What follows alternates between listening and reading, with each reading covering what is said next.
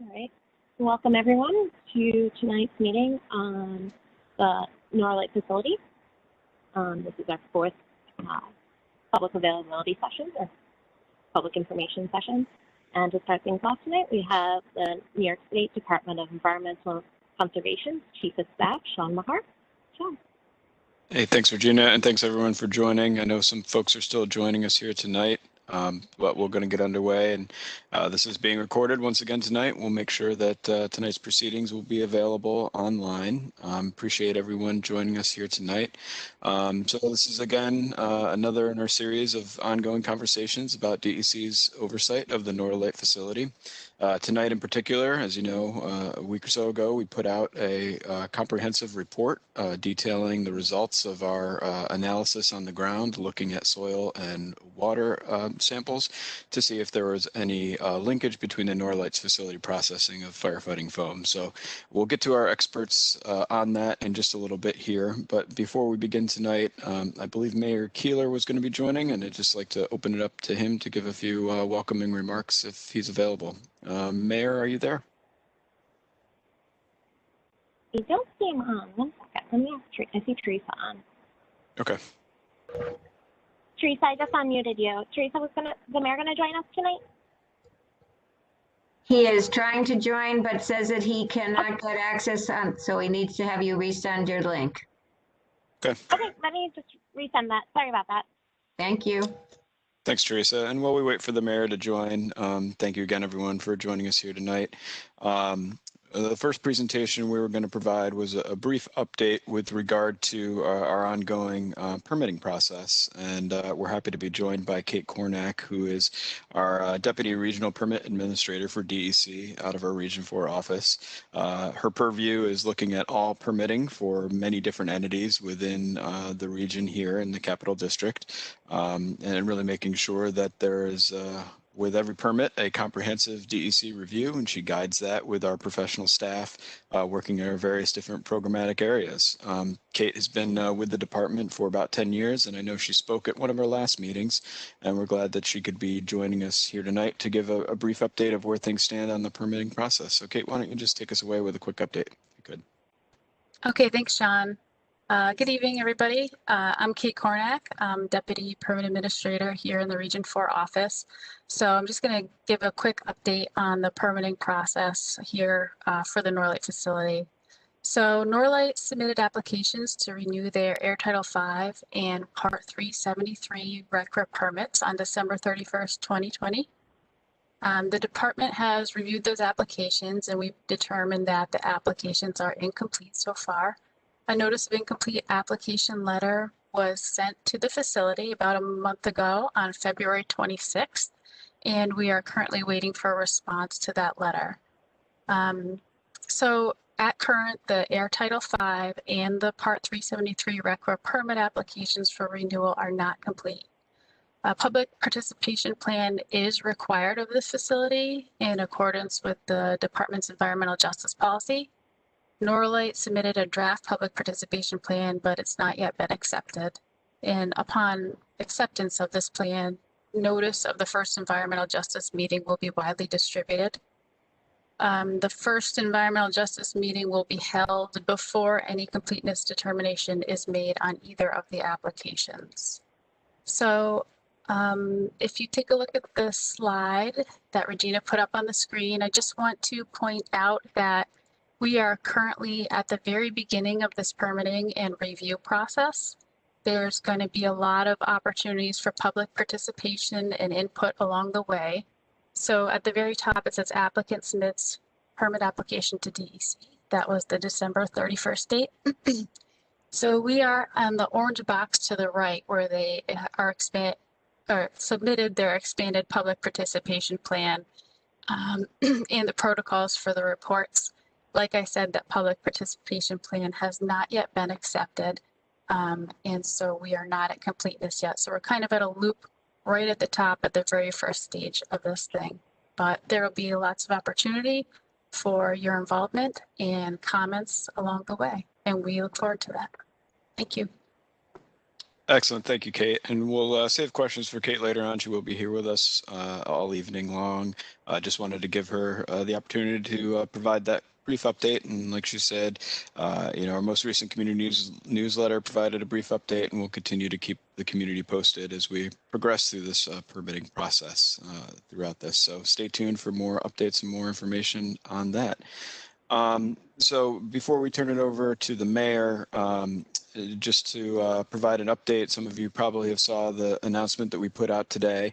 As you know, the issues surrounding dust and dust migrating off the Norlite site have been of concern to the community. And as you know, we've talked extensively about some of our ongoing actions with regard to holding the facility accountable to that. And we did initiate today a formal enforcement proceeding, we started an official enforcement proceeding a week or so ago with the facility in an effort to negotiate with them on coming into compliance with the violations that we cited them for. That facility did not get back to us in a timely fashion to our expectations, and we have referred this matter to the Attorney General's office today, and they're going to be working with us to negotiate with the facility moving forward on corrective actions and to bring this matter to conclusion from our standpoint. This isn't in any way stopping our ongoing enforcement efforts, and we're very much continuing the process of holding this facility accountable, and that is our goal, to work on your behalf. As we reported the other month, we have air monitoring equipment that has been stationed at the Saratoga sites and also in other places throughout the community. We have staff who have handheld monitors that are going out and collecting samples as well. And we continue to push the facility to take action on the dust issue. I know there are some questions, and we will get to those throughout the evening tonight.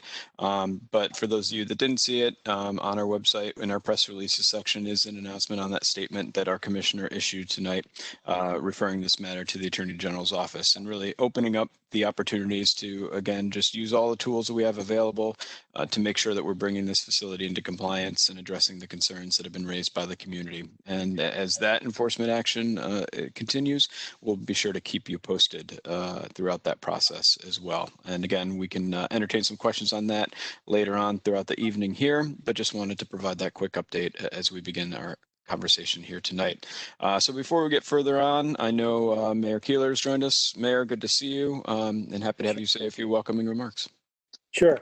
Again, I just want to thank Commissioner Sagos and yourself and Tony and the rest of the team at DEC for everything that you've been doing over the past number of months, and also for your ongoing efforts. You mentioned the air monitoring and a fugitive dust issue that you're working on now. We appreciate your help in all of that. And obviously today's referral of the fugitive dust issue to the Attorney General's office is just another sign that there's a lot of things going on behind the scenes, that there's a little bit of a time lag. So again, we appreciate everything you're doing. Thanks.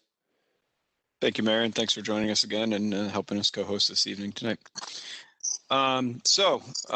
Without further ado, I think we'll move Regina to the meat of our presentation tonight, and that is a presentation, excuse me, by two of our experts here at DEC that worked on the environmental sampling effort that we launched last fall. Again, based on the community concerns that we had heard about the facility's past processing of firefighting foam containing PFAS chemicals, and the interest to know what environmental impact that may or may not have had, we deployed our expert team of remediation specialists and air toxic specialists to design and implement a comprehensive analysis to really look at whether or not there was a release to the environment that we could pinpoint back to the Norlite facility. And I won't steal a lot of their thunder here, but Dan Evans and Tom Gentile are two of the lead researchers that were on this project, working with a broad team of folks from DEC, also in coordination with the Department of Health as well. And we've got a number of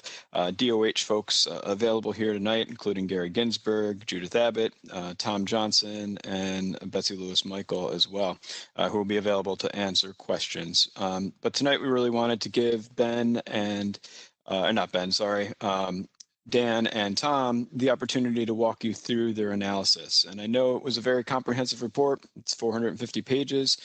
We wanted to give some time for you all to review that and come with your questions here tonight that our experts are going to be available to answer. But before we get to the QA on that, we thought it would be helpful for them to really speak about the process that they undertook to design this study and talk more about the results of it as well.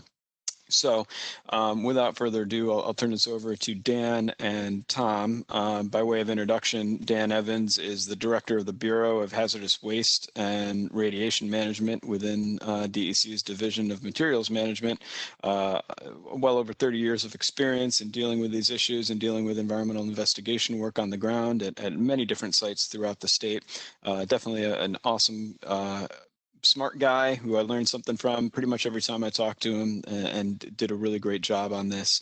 And he's joined by Tom Gentile, who's the chief of the air toxics section in our Division of Air Resources for DEC. Again, over 30 years of experience, 35 years of experience for Mr. Gentile, working on a number of different high profile sites across the state, and really looking at making sure that the facilities are in compliance and really advancing a lot of air quality improvements at facilities when we've found them to be out of compliance. And he's built a big legacy with regard to perfluorinated compounds here, as we're really on the cutting edge and the emerging science pertaining to PFAS chemicals, which you'll hear about tonight. So I'll turn this over to them right now and give them an opportunity again to walk you through the study. It'll be sort of a Cliff Notes version of the 450 pages, but it will be some more of the science and gives them a good opportunity just to, again, walk you through the sampling that they took, the results that they found, how they interpreted that, and what that means going forward. So Dan and Tom, let's take it away. All right, thank you, Sean. Regina, you can go to the next slide. We're gonna get into the details of what we did and what we found. I thought we'd start off just giving a quick overview so you can anticipate what you're going to hear about as we go through. So first, talking about how we what we were trying to do here in putting this study together.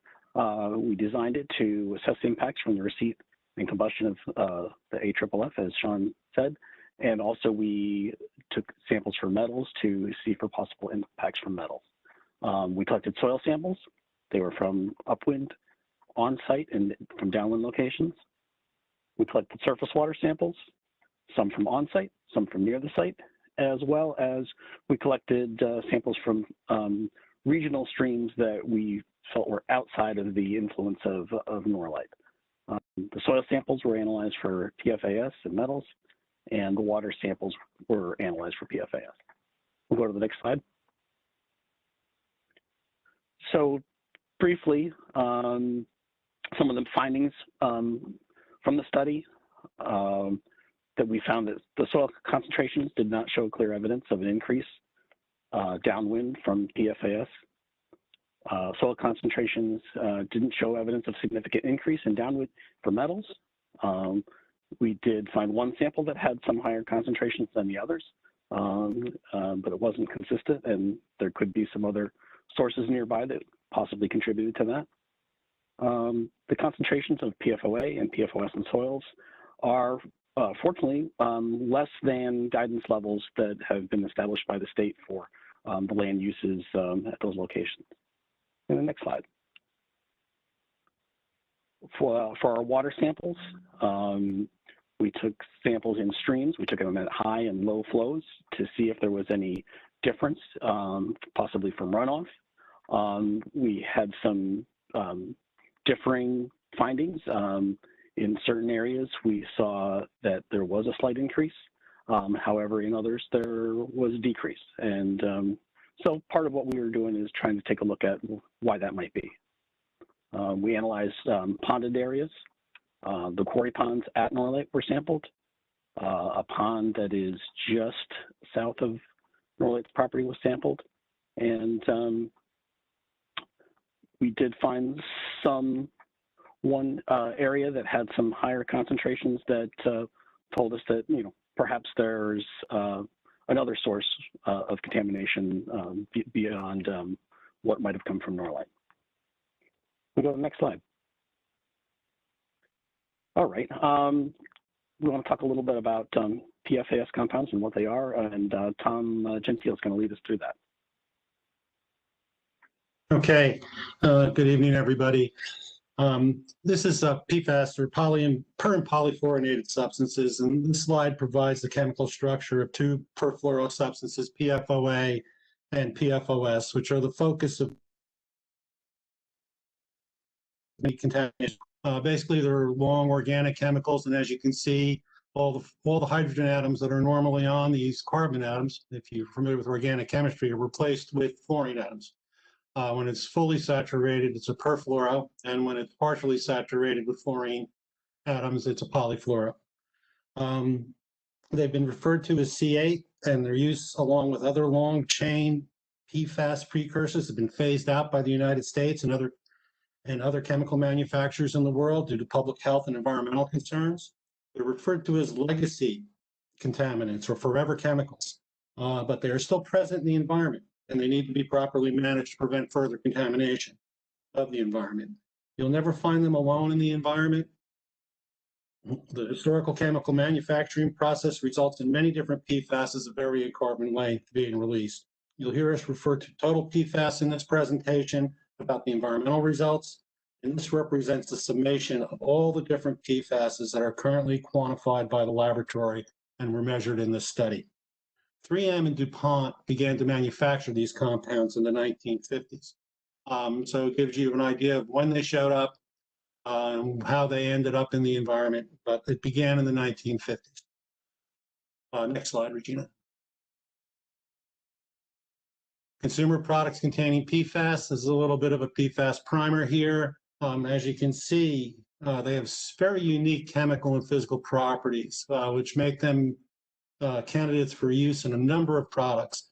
And a number of these products that you see on the screen, you're very familiar with.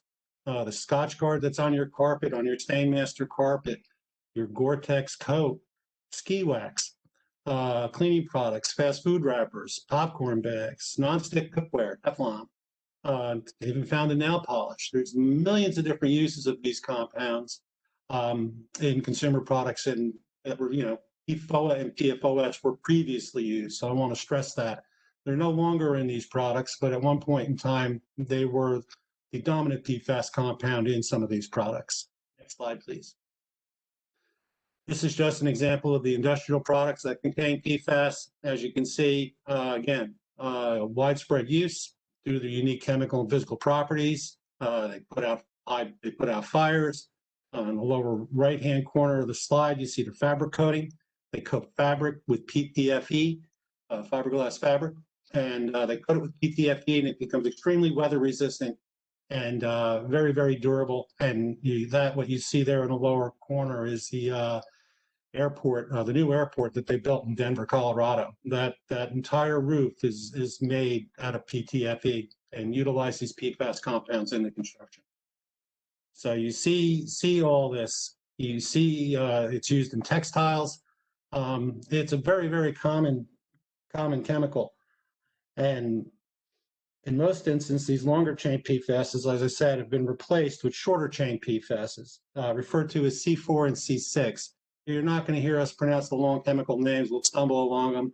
So I always use a shorthand when I talk about PFAS, and I refer to them by the carbon numbers.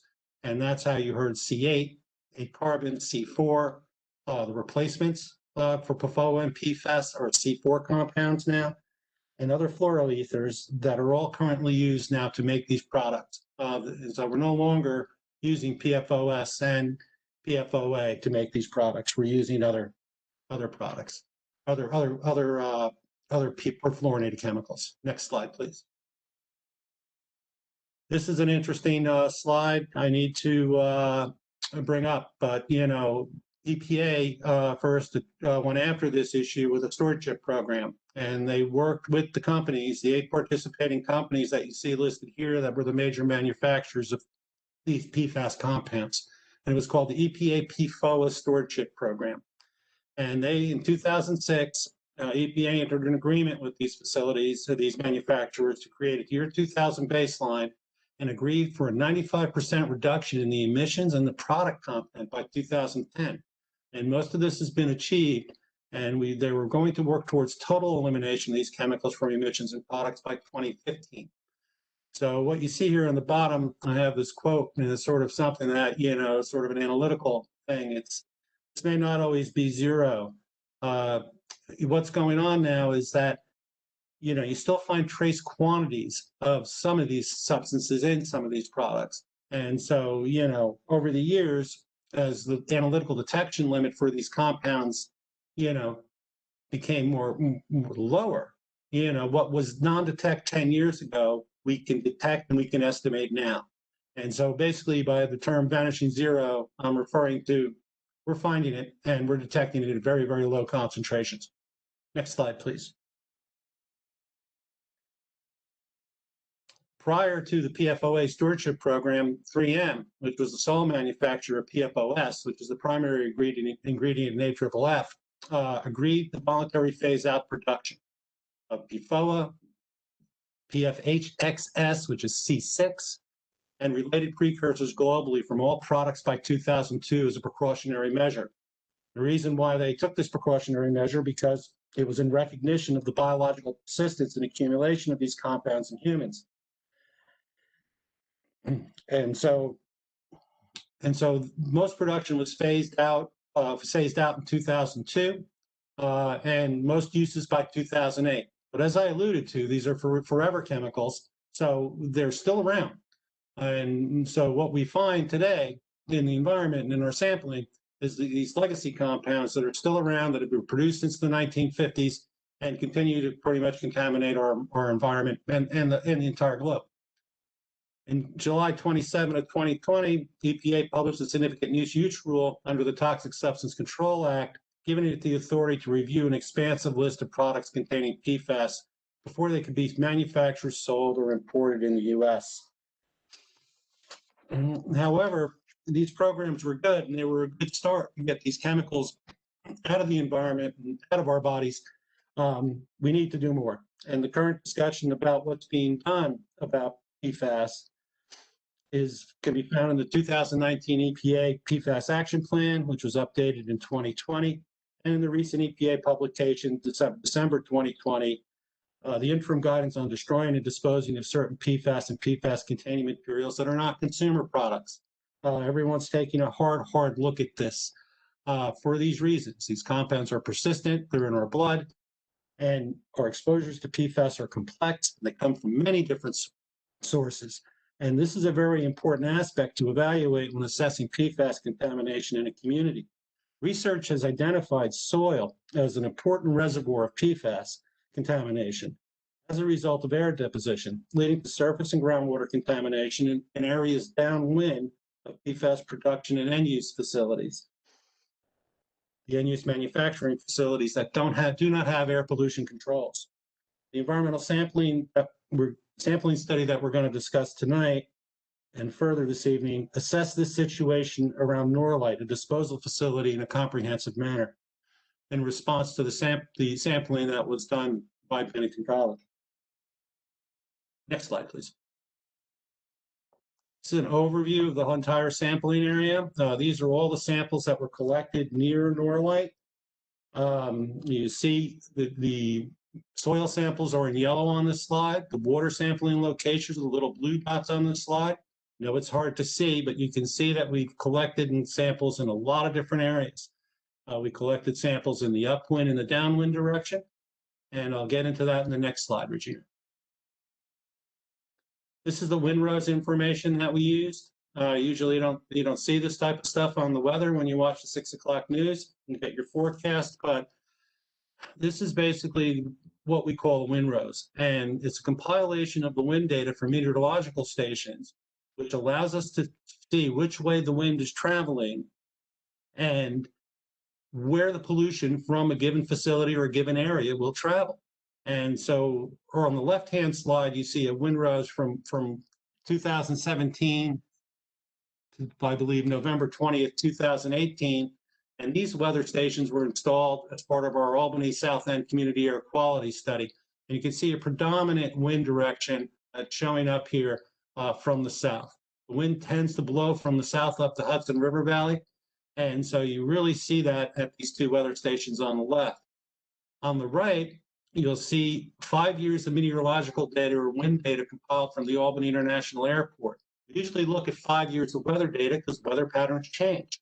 But what we see by looking at over 5 years of weather data, we see that again. We see this pattern. We see the winds coming out of the south and pointing north, and those samples would be our downwind samples. And we also see a wind coming out of the northwest quadrant, and that's the wind direction towards Saratoga sites, and those would also be considered our downwind samples.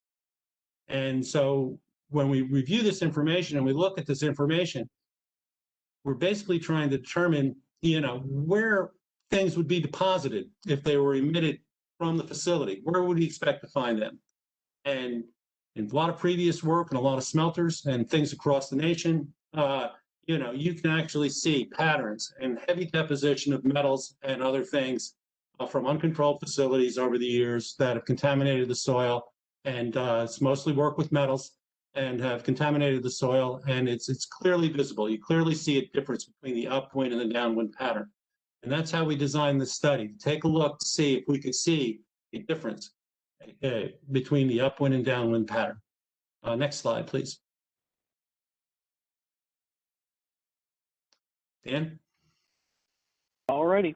So towards that end, as that map showed where we took our soil samples, we collected the soil samples, analyzed for the PFAS using EPA method 537 modified.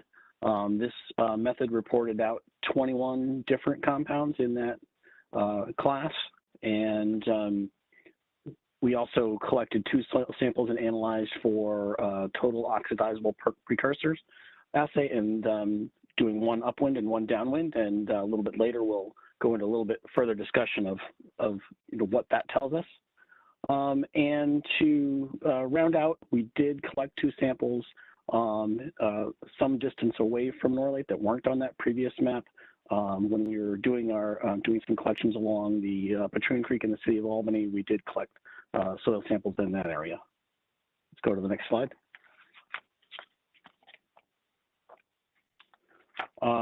So we also analyzed beyond, as mentioned before, we also analyzed for metals. So we analyzed for 23 metals using approved EPA methods. The samples were 6 of them were considered upwind locations, and 10 were considered downwind. That doesn't count those 2 that were in the city of Albany. Those, we didn't consider those in our upwind downwind analysis. All of these 16 locations were collected at a 0 to 6 inch depth, and beyond that, the 4 sampling locations that we took at Saratoga sites, we collected them at 0 to 6, but we also collected samples at 0 to 2 inch, and the 0 to 2 inch depth is something we use to get a better feel for what are potential human exposures. So that was something we wanted to do at Saratoga sites. And let's go to the next slide. For water sampling, we collected 21 samples. Once again, analyzed for PFAS using the EPA method 537 modified. 4 of the samples came from the ponded areas, the Quarry Pond and the pond just to the south of Norlite. 8 of them were flowing water samples, and they were taken from the salt kill. Salt kill runs through Norlite's facility. We took 1 surface water sample at the 6 Mile Waterworks at the head of Patroon Creek, and then we took 6 flowing water samples along the Patroon Creek as it makes its way through Albany towards Hudson River. Additionally, 4 flowing water samples were taken from Schuyler Creek, which is up in Saratoga County, and those were collected to compare to a more rural or suburban location. Part of this analysis, we collected samples at both low flow and high flow conditions, and we'll talk about that some more as we go through this. We'll go to the next slide, please. So as we're getting into results, when you're in this field, we use terms like part per million, part per billion. even now part per trillion on a regular basis. And we're used to dealing with them, but I know everyone isn't. So just a little bit more information on what all this means. Parts per million are usually used for contaminants in soils, and in this case, this is how we're displaying the metals concentrations in soils. Just as an example, parts per million, if you had 10,000 boxes of tissue and each box had 200 sheets in it, 2 sheets would be a part per million. So it's, still a very small number. Parts per billion, for this study, that is the unit that we use to indicate concentrations of PFAS in soils. An example for a part per billion is if you had $10 million and you were counting it out and you noticed you were short 1 penny, that penny is the parts per billion. Parts per trillion, as Tom mentioned, is something that's newer. Advances of science allow us to analyze down to parts per trillion, and we never were in the past. And in this situation, that's what we're reporting, the concentrations of PFAS in water. And your example of parts per trillion are, the sun is 93 million miles away from us. If you move 6 inches towards the sun, that represents a part per trillion. So just gives you an example of, the things that science can do, and it's we are benefiting from the ability to do that. Let's go to the next slide.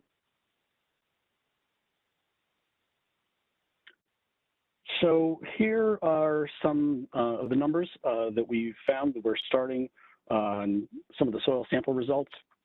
There aren't regulatory standards for the concentrations of PFAS in soils. However, the state has published guidance for use when we're looking at sites that may have contamination from PFAS, and there's been concentrations set for different uses. So the table here shows different scenarios. So where you see on the left column, unrestricted, the concentrations to the right are concentrations of these compounds that would be safe for any use. There would be no restriction. You'll see next we have 2 categories of residential. We have residential and we have restricted residential. And as the difference between those two, the restricted residential does not consider the vegetable gardening, whereas the residential category does. So that's the main difference between the two of those. Commercial would be any business, that would be the concentration acceptable for any business where the members of the public would be frequenting. And industrial is, manufacturing facility or something where you would not expect commonly members of the public to go to. So at the bottom here are the range of values that we found in soils for PFAS in this study. You can see the PFOA values are between 0.19 and 1.1. These are fairly squarely on between the unrestricted and residential values. And for the PFOS, concentrations range from 0.26 to 9.8. And so there was that one sample of 9.8, which exceeded the residential value. Fortunately, that was at a location that was not a residential setting, so it did not present any risk in that location. And can we go to the next slide? So this is the figure on the right here is the one of the ones that's in the report, and it shows the PFAS for PFOA and PFOS concentrations that were found at those locations. It also shows a total PFAS concentration. We don't have a guidance value for total PFAS in soils. However, we just wanted to put it on there to give folks an understanding of what the total of all the different PFAS compounds that we analyzed for. So we found low concentrations in all of the samples. And as we stated before, the concentrations of PFOA and PFOS, which are the ones that we have guidance values for, did not indicate a human risk. The soil samples at Saratoga sites were all below the residential guidance values, which is great. And that one location that we had that was greater than the residential value was located, there's the second green dot from the bottom. It's just to the south of Route 7 there, if you know what you're looking at on this map here, but it's adjacent to Niagara Mohawk substation. Let's go to the next one. So this is a zoom in on that same map that was in the previous page, and this shows the area, the four green dots that are relatively bunched together there, they're soil 6, 7, 8, and 9. Those are the ones that were selected from the Saratoga sites. And just the numbers that you're looking at here, if they're bolded, that means they're greater than the unrestricted use. However, all of these are less than the residential use value. And just gives you an idea of the concentrations that we're seeing here. We'll go to the next slide, please. Okay, and this is another table that's taken from the report, shows ranges of values at this sampling study as compared to some that were found in some other studies. And you can see, if you look across the rows, that the concentrations are fairly consistent with other studies. And these other studies were not ones that were taken at places where the folks doing the study, were trying to pinpoint a particular facility. These were more of a what's out there, and the numbers we found here are consistent with those values. So that is helps us in our determination that we're not finding a clear evidence of contamination detected from the incineration of the firefighting foam at Norlite. Let's go to the next slide, please.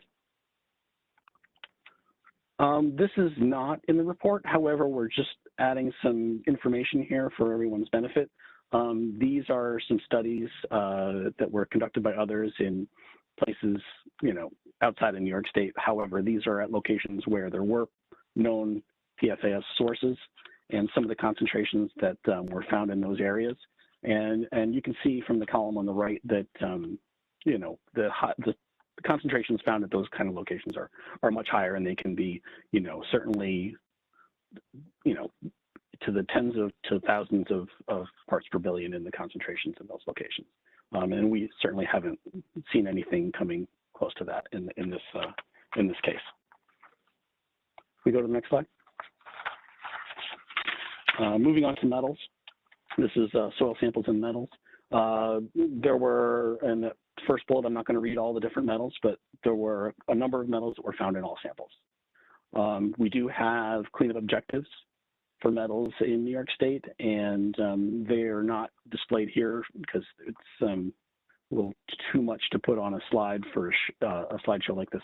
However, they are all on the tables that are in the report. We have all of the data from the sampling put in the tables, and we have the unrestricted use concentrations and the residential use concentrations right there in the table, so you can take a look at those.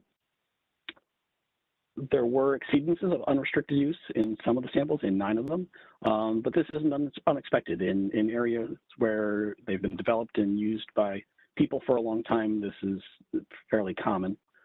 We did have one sample that exceeded a residential value, and that was for mercury. And fortunately, again, that was collected from an area that's not used for residential purposes. We'll go on to the next slide, please. This is the same area that we showed the zoom in for the PFAS results. This is metals concentrations in some of the areas immediately to the east and north of the Norlite facility. And what we put on the display, we did not show every single value because there's too many metals that were sampled for, and we would see all numbers and no picture. So what we put on the figure is any metal where we found it to be greater than unrestricted. So that's what you're seeing here. And the good news is there's not very many. So in the spots where you see the letters BC, that means it was below criteria. And that means for that sample location, we didn't find any concentrations that were greater than the unrestricted values. So let's move to the next one. Okay, we're ready to switch to talk about water sample results, and I'm going to have turn it over to Tom to take us through that. Okay, thank you, Dan. This is some of the water sampling results we have and the range of the values that we found in the vicinity of Norlite. You can see some guidance values on the slide there. So you see that, you know, the PFOA values are below the guidance value. We found two samples that were above the guidance value for PFOS in the quarry pond. And we found some PFBS, which is a replacement. I talked earlier about the PFOS being replaced by shorter chain compounds. This is PFBS. This is a C4 compound. It is what's currently being used to replace the previous uses of PFOS in firefighting foam, in waterproofing, and stain resistance, and a whole bunch of other things. Widely used in textiles. And you can see the total PFAS concentrations. I alluded to this earlier in the presentation where we take the sum of all the PFAS concentrations. We want to take a look at the total PFAS profile. A lot of studies will just look at PFOA or PFOS. We're looking at a full suite of 21 compounds here, and we sum them up and see if we can see any patterns or see if we can see any unique profiles. And we take a look at them, and all those totals are below the 500 PPT that it's used as a guidance value by the state for water. Next slide, please. This is a very busy slide, and as you can see, this sort of highlights where we selected those water samples. You'll see the three samples taken from the four samples taken from the salt kill. Starting in the upper left, you can follow, it's hard to follow the stream, but you see the samples roll down through Norlite property and come out over by Saratoga sites. You see that we took samples at the two quarry ponds, and we took two samples at the south pond, and we were just calling it No Name Pond. I don't think it has a name. And we took a couple samples there. Sample there was probably our most unique sample. We looked at that sample pretty hard because we saw the 100 micro PPT of PFBS.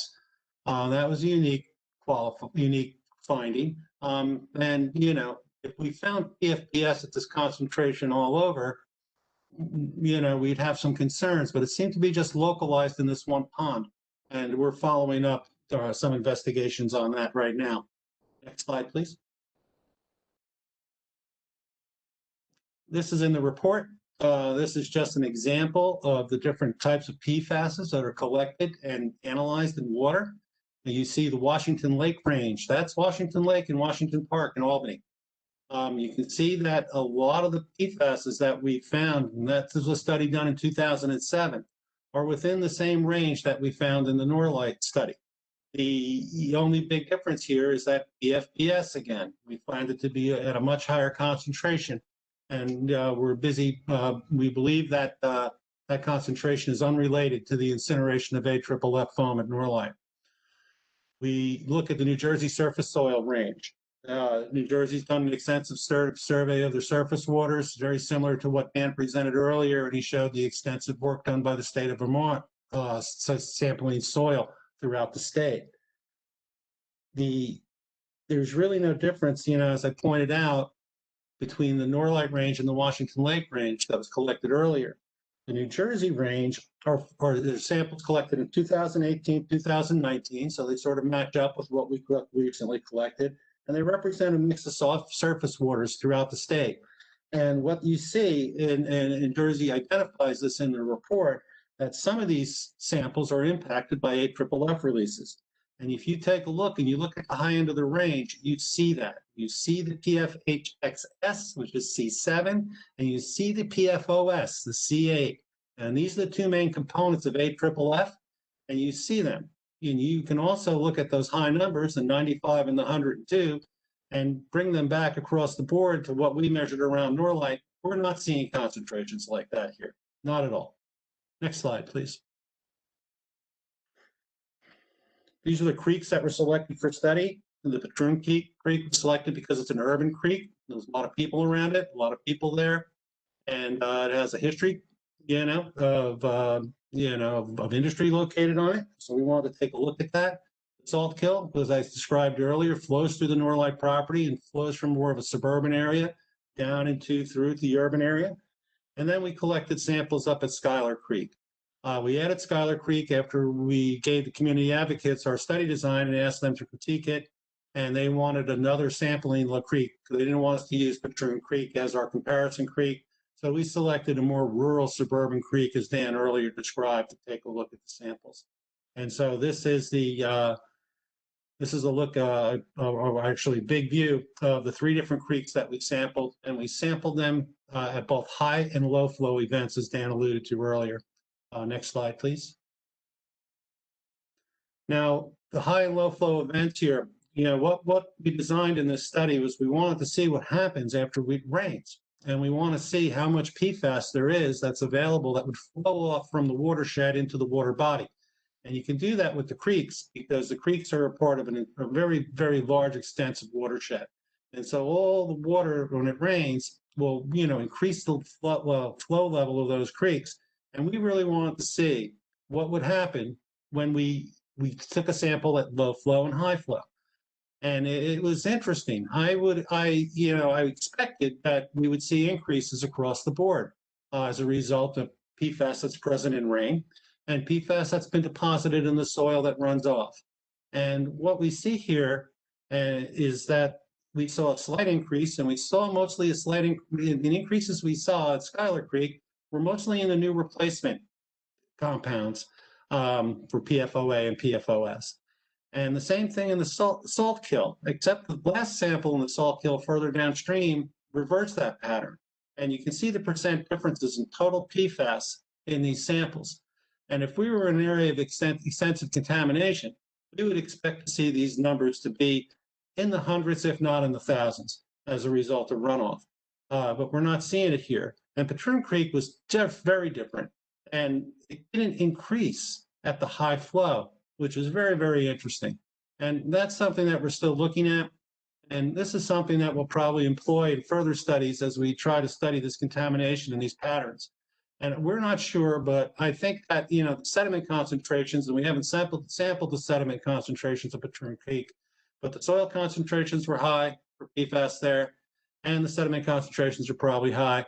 And I have a feeling that it has something to do with the equilibrium of the flux of PFAS out of the sediment into the water at low flow, where we saw a dilution at high flow. There are also other explanations for it, from the intrusion of contaminated groundwater, possibly during low flow. But that's something that, we'll investigate and we'll look at in the future. Next slide, please. This is the upwind, downwind PFAS patterns that we observed. And if we had extensive PFAS soil contamination in this area, we would expect to see large differences in the upwind and downwind samples across the entire PFAS profile, and we do not see it. You can see a little bit of differences, and sometimes the downwind is a little higher for PFAS than the upwind, a little bit lower for PFOA, but we would see a pronounced difference, and we just don't see it here. And we designed the study to look for it. We don't see it. I see this, when I do work around other facilities with known emissions of PFAS, I can see patterns in the upwind and downwind areas. And we're not seeing it in this study. We're just not seeing it. Next slide, please. We also, Dan alluded to earlier, we did a couple samples, one upwind, one downwind on the soil and in the water. Samples for total oxidizable precursors. We call it the TOP analysis. Basically, this is used to evaluate if there's significant PFAS mass in soils and water samples that are not measured by conventional laboratory methods. This technique was developed by researchers in California studying AFFF contamination at airports. And what they found was that there was a lot of hidden compounds, or precursors, they call them. And a precursor is something that will form a PFOA or a PFOS or any of the other perfluorinated compounds. And they subject them to this assay to drive the reaction and get the formation so we can understand the total mass of these compounds in a sample. And so it provides additional information on the scale of contamination. And overall, the soil and water samples analyzed in the community here using the TOP assay indicate that there are minimal perfluoroalkyl precursors in these samples. There just really wasn't a lot. Next slide, please. I'll pass that back to Dan. All right. So again, to go through findings of the study, that we didn't find an evidence of upwind downwind gradient of PFAS contamination around Norlite. We didn't find evidence of a strong upwind downwind gradient of metals, and that the concentrations of PFOA and PFOS in soils were below current guidance values found to be protective of public health. We'll go to the next one. The PFOA and PFOS concentrations are consistent with contamination in the background that we found in other literature. The high flow and the low flow, that Tom just talked about, indicate there could be contributions from stormwater runoff and precipitation. Unfortunately, the pattern was not consistent, so it was hard to draw any conclusions from that. Analysis of the surface water sample in ponds indicates that there's likely other sources of PFAS compounds that are contributing to these findings, and they're not likely related to Norlite. The next one. So these are the recommendations, and these are from the report. We're recommending to continue to evaluate the health-based values for all PFAS compounds and work to establish guidance values for additional compounds, to monitor groundwater and surface water on Norlite property to better assess the existence of PFAS compounds over time, to require emissions testing for organic and inorganic fluorine compounds from the kilns at Norlite using a recently recommended EPA method for measuring PFAS emissions. The next slide. To continue to investigate PFAS sources to the environment, and to continue to work with EPA and other state regulatory partners on emerging PFAS issues to understand the extent of PFAS contamination and develop effective solutions to prevent cross-media contamination. And next slide. Okay. I'll turn it back to Sean to open it up for questions, I believe. Yeah. Thank you, Dan and Tom. I think that was a great walkthrough. Again, all this information that they presented is contained in the report that we've put out and is available online. Definitely encourage folks, if you haven't already, to read it and dive in and learn more. Again, we wanted to provide this overview and walkthrough, hearing from the two of the lead researchers that conducted this study, so that you could hear directly from them. And now, obviously, you'll have opportunities to ask questions and dive more deeply into what they just spoke about and the report overall. I know there's some questions in the chat that you did cover and that I think we'll cover with the QA here. Some health-based questions. We do have Dr. Gary Ginsberg on tonight to field some of those. I think it's important to remember that, here at DEC in New York State, we are on the front lines of the PFAS issue and continually looking to adapt our regulations and our laws in order to effectively address these contaminants in the environment. And I think, as Dan and Tom both pointed out here, we do have a lot of work going on, and we have set guidance values for certain soil cleanup objectives while we look to further solidify that through ongoing actions that we're going to be taking here. Because again, being on the front lines comes an important responsibility to get things right, set the right precedent, and make sure we're operating effectively on behalf of you and all New Yorkers around the state to adapt our regulatory regimes here to, again, provide effective oversight overall for this facility. So as we do typically with these, I know there are a number of folks online who have questions, but we'll start with the phones. And if you are on the phone and would like to ask a question, to raise your hand, please hit *3. And then after you've asked your question, you can hit *3 again to lower your hand. So anyone on the phone, Regina will start there. Please hit *3 now to raise your hand, and then we'll get to the folks who are online.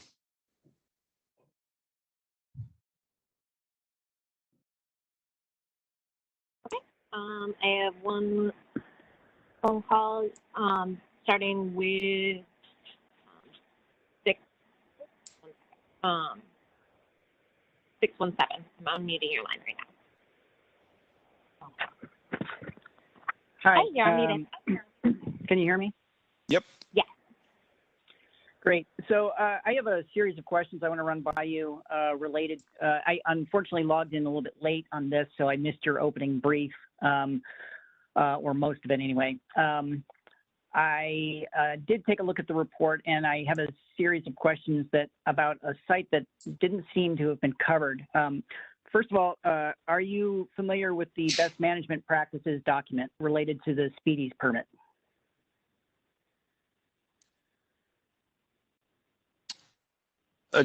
Dave, I mean, Tom or Dan can talk about that. I don't think we have any water folks on tonight with regard to Speedies. We did have Derek Thorsland on last meeting to talk more specifically about that. But what in particular are you talking about with regard to the Speedies permit in the study?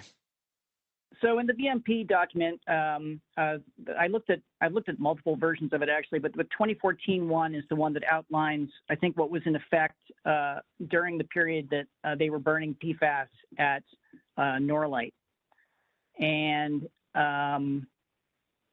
in that document, it basically states that the wastewater from the wet scrubber was routed through outfall 006. And now, is that your understanding as well? Dan or Tom, are you aware of that specificity? No, that's something that probably Yeah. Division of Water would have to handle, Sean. Okay. So Yeah. Dave, we can take that back and provide a specific answer from our water folks on with regard to that question. So I have a specific series of questions about that, because this basically, I'm approaching it like many people on this phone call from a kind of common sense point of view. The wastewater during the entire period when they were burning PFAS, which, as far as we have seen from Dr. Bond's document so far, started around April 12th of 2017 and ended on December 30th of 2019. During that entire period, the wastewater from the wet scrubber system was routed out through outfall 006 and directly into the Mohawk River. Did you, in your study, take any samples from around outfall 6 or anywhere else that would be impacted by that pipeline system?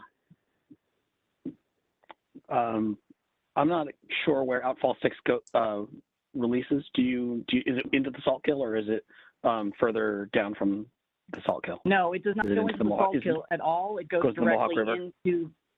directly into the Cohoes sewer system and then out through outfall 006, which you guys had basically issued them a Speedies permit, which was I don't know if it was revoked or whether it was just canceled because of the upgrade to their pollution control system, but it basically outlet right in that hook of the Mohawk River near Green Island before it flows into the Hudson.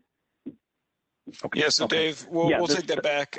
Outfall 6, just has been discontinued.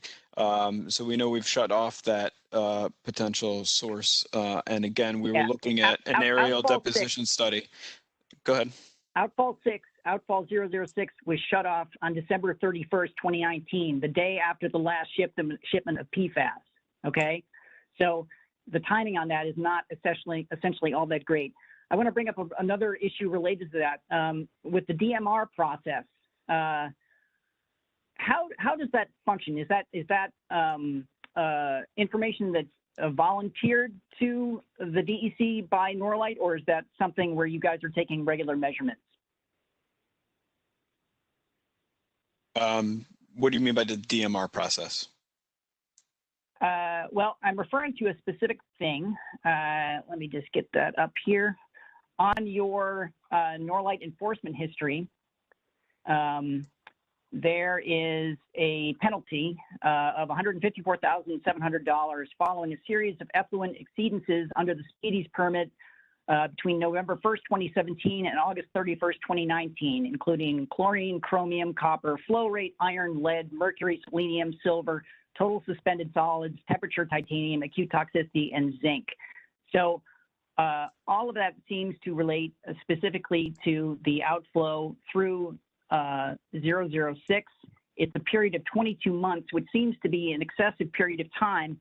And so that was my base question around that is, you know, are you getting that information in one lump at the end of the 22 months? Are you getting it month in, month out? And how are you collecting it? Is it being volunteered to you or not? And these are all things basically that were mentioned in the last February session that you did by Derek and Carrie. Yep. And, you know, Dave, I think, you know, again, the study we designed and what we talked tonight was looking at an aerial deposition study. And what we walked through is how we designed that study in order to take a look and determine whether or not there was a pattern of aerial deposition. The questions that you're asking vis-a-vis the speedies program and the outfall discharge are best handled by our division of water staff. What I want to do is take all these back and work with you and provide you the updates and specific answers to your questions, working with them after this. So we'll definitely get back to you with all these. But what I want to point out to you, point out to you before you do any of that and, you know, punt this down to the next thing is that you guys have basically done a study which did not look at the wastewater at all. Okay. And you have declared this situation safe. And any person with any level of common sense looking at this would be like, okay, have the communities who draw their water, like in Poughkeepsie, from the Hudson, or use that water in other ways, have they been warned that there may be PFAS contamination thanks to the, you know, nearly 8 million pounds of PFAS-laden AFFF that were burned at Norlite over a roughly 2-year period? Dave, well, I mean, all those systems that draw from the Hudson downriver have been covered and sampled under the MCL process by the state, and all that data is publicly available in their water quality reports. So they're well aware. Did they test for PFAS? Yeah, that's part of the MCL process. Did they have the capacity to test for 5,000 different types of PFAS? They have the drinking water method, which is approved by DOH in order to assess for those. Do they have the capacity to test for 5,000 different types of PFAS? Well, we have Gary Ginsberg on from the Department of Health who can answer that question with regard to the testing requirements per the MCL process in the state. So Gary, do you want to just address that quickly? Sure. Yeah, we are getting a lot of public supply data in. We've tested or the public supplies along the Hudson, I believe, have already tested and submitted data on focusing, of course, on PFOA and PFOS. Those are the two that are regulated and required for public supplies to test. But if a public supply tests positive for OA or OS, then they are required to go and report on any other PFAS compounds that are in the method. That is, and that's typically a method of anywhere from 6 to 30 compounds, depending upon the exact ELAP certified method that's being used. But no, it's not 5,000, and it's the list of most commonly detected analytes that one would expect to see in potentially showing up in a water supply. Mm-hmm. And Dave, again, and Dave, not to cut you off, but again, just, pivot back to things that we covered before. Early on in 2020, when we started this conversation with the community and you all, one of the first things we did was sample the most nearest water supplies to Norlite, both Cohoes and Green Island, to make sure that we were looking at any changes potentially over time based on the previous sampling that had been done for PFAS. And we didn't see any changes in those water supplies. So we know that the ones most almost adjacent to this facility weren't impacted by anything, and those are still being monitored as part of the MCL process as well. So we have a good handle on the most immediate ones with regard to PFAS and compliance with the MCLs.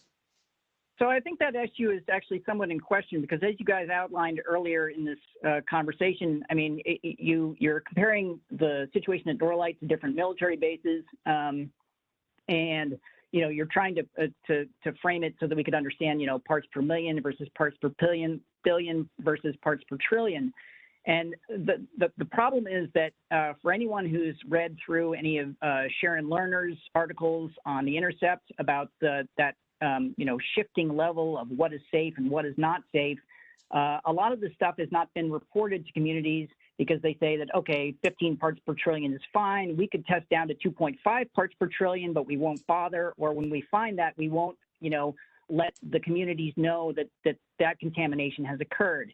And there is no, I mean, over the past 10 months, I've spoken to many different experts in this field, and none of them say with any authority that, if you get 2.5 parts per trillion, that's safe, or that you get 10 parts per trillion, that's safe. And in the communities that are surrounding some of those military bases that you cited, they're getting their water from wells. So it's obviously gone through a lot of groundwater to get to that point, and they're not seeing those, 6,700 parts per billion or whatever it was that you guys quoted, but they are seeing trace amounts, and they are coming up with health impacts because of that: kidney cancer, testicular cancer, all of that kind of stuff. So I think it was really kind of grossly premature for you to assure the community that they are completely safe now, and also the range that you guys have covered. As I just outlined with outfall 006, that was an oversight. I think there are probably a lot of oversights as well. I'm going to, at this point, leave this open for other people on this call because I know that, a lot of people want to comment and ask questions. But, this is just the start, and I hope we make better progress. Thank you. Well, appreciate your comments, Dave, and we are, and this is part of an ongoing conversation and dialogue that we're having with you and others in the community, and again, letting science be our drive. And when there were questions about what came out of the stacks, this is the comprehensive study that our experts designed based on that experience that we've been gaining in the state, but the experience that we're finding across the nation. And that's why we wanted to provide some of that context and some of these slides tonight so you can get a sense of how our experts really treat this issue, because again, they take this responsibility that they have very seriously to make sure we get this right on behalf of you and the communities, because we have to make sure that we're sampling properly, we get a handle on regulating these compounds in the environment, and this is the exact steps in the process that we do that. And we'll definitely make sure to follow up in the FAQ list on our website with some more of the water questions, and our water experts are always available offline as well to engage in a conversation on that. So we'll make sure those questions get answered, and if you have others, please don't hesitate to send in some emails with that, and we'll keep that conversation going with you as well. So Regina, let's open it up to another phone caller, and then we'll turn it over to the folks on the webinar. Okay. Does anybody else in the phones have questions? Again, press *3 to raise your hand if you're on the phone. In the meantime, I'm gonna Diana Aberdeen. I'm gonna unmute your line now. Thank you, Regina. Thank you. And thank you, Sean, Dan, and Tom for doing these environmental studies. Could you please go back to the soil sample slides and point out where the elevated mercury sample was found for me? Sure, Regina, I just wanted to see that. That's water sample. 1 moment. Yeah, go to the PFAS slide. The metals one is zoomed in. So let me see. Or you could go to 16, the one that has the whole. There you go. So it's soil sample 10, which is the furthest to the right, about the center of the picture. It's to the east of 787. I believe that's Tibbetts Avenue. There is a former Bendix landfill that is just to the north of Tibbetts Avenue in that location. Okay. And that's the location where we found that. Okay, all right. I see where that is now. And this is probably a really stupid question, but Mm-mm. can you please go back to the wind data that where you showed, yeah, the windrows information? I just found that interesting, and I was wondering, is there a closer sampling point to Norlite in Cohoes? Is this taken from Albany International Airport? These data? Tom, you're muted. Tom, you're muted. Hey, Tom. Anna. Okay, I'm on. Yeah, the Albany International Airport is, what we use for a lot of our permitting work in the area. And so, I pointed out the other, so we use that when we permit facilities and when we actually do the, we use the Albany data when we do the human health risk assessments and toxic impact assessments and other things for facilities in this area. We used canned met data, that's basically collected at airports. To the left, you see the special study that was done, and that was the Albany South End community study that we did a couple of years ago. And we installed 2 MET stations as part of that study. When we move into a community to do an air quality study, we usually will set up a MET station. In the case in Albany, we set up 2. And so what you see, and these time periods that I didn't mention correspond to the time periods where Norlite was incinerating the AFFF foam. You can see the wind direction and where it comes from. And these are as close as you could get, even though there might be some closer ones, Diana, from people who operate their own MET stations as part of the Weather Underground. But, we like to rely on the Albany MET data from the airport and also from the data that we collect when we set up our individual MET stations, because we have some quality control on the actual installation and how the MET data is collected and how it looks. I just wanted to point out, because this is incidental, but in the 5 or 6 times I've been to Norlite, and at the 2 times I've been where I've seen, specifically seen dust come from the piles, the wind is coming basically from the west and, going southwesterly. Now, that's certainly not conclusive data. And I actually looked it up on the, Weather Underground. Just looked up Cohoes and look at the wind direction. So I just thought that was interesting. And of course, I don't know how a Cohoes wind station why it would necessarily be different than Albany. I just found that interesting. So that when you say upwind, are you talking about north of Albany for the samples? I just want to make sure I have the terminology correct. Because when I read the report, I was just getting confused what's upwind and what's downwind and the data when you refer to those. When the upwind samples, if you take a look, what you just described, you'll see that wind rose on the Albany Airport. That's the 5 years of MET data. Yes, sir. And what you see is what you just described. That is the wind blowing from the northwest towards the southwest. So you're considering it in your report when you say upwind, that's what you're talking about? No, the samples collected in the area in the southeast quadrant over there, if you look at that, they would be downwind samples. Okay, all right, thank you. I'm sorry, I just needed some help in clarifying that. Thanks. Diana, nothing to be sorry about. All good questions. And again, our experts are always available here tonight or offline to go in more deeply in this. And I know the report itself does have more information on it as well. So, we appreciate all these questions because we want to make sure that questions like this are addressed and you have an accurate picture of how our experts, Tom and Dan and others, reviewed this data. So Regina, why don't we go to, if no one else on the phone has raised a hand, again, if you're on the phone, hit *3 to raise your hand and we'll unmute your line, but let's stay with some folks on the webinar and go to Dr. Bond. I see his hand raised. Great. Thank you so much for this presentation. Thanks, Sean, for the summary and the experts for sort of walking us through it.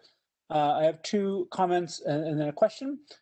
In the background studies you guys referenced, the Vermont study and then the Catskills and Adirondacks, you guys noted that these studies did not try to pinpoint emissions from a particular facility, but really sort of attend to what background levels might be. I just want to point out that while they didn't try to pinpoint emissions from a particular facility, if you look at where they actually sampled from, some of those samples come from very close to sites of known local contamination, like plastics factories or airports with known AFFF spills.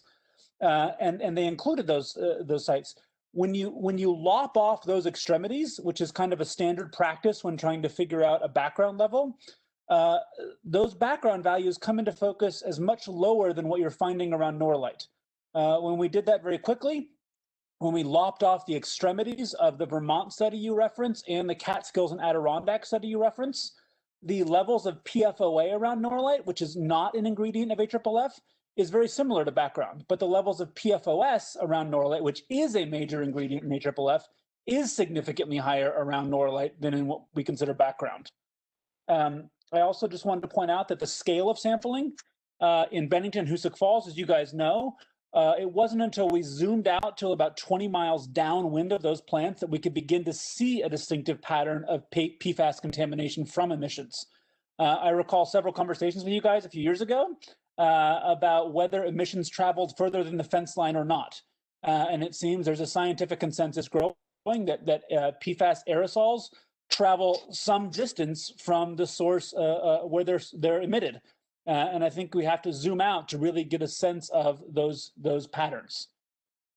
Those are my two comments. Feel free to respond. But the question I had was that EPA has said several times now that subjecting PFAS chemicals like the toxic firefighting foam AFFF to extremely high temperatures might generate new perfluorinated compounds. When we try to burn AFFF, we might actually generate new perfluorinated compounds.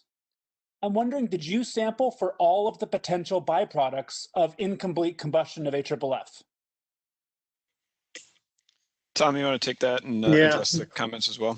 Yeah, no, we didn't sample for all the byproducts. We did a targeted analysis. And for those that aren't technical, like Dr. Bond and myself, the targeted analysis is compounds that we have laboratory standards for and we can quantify.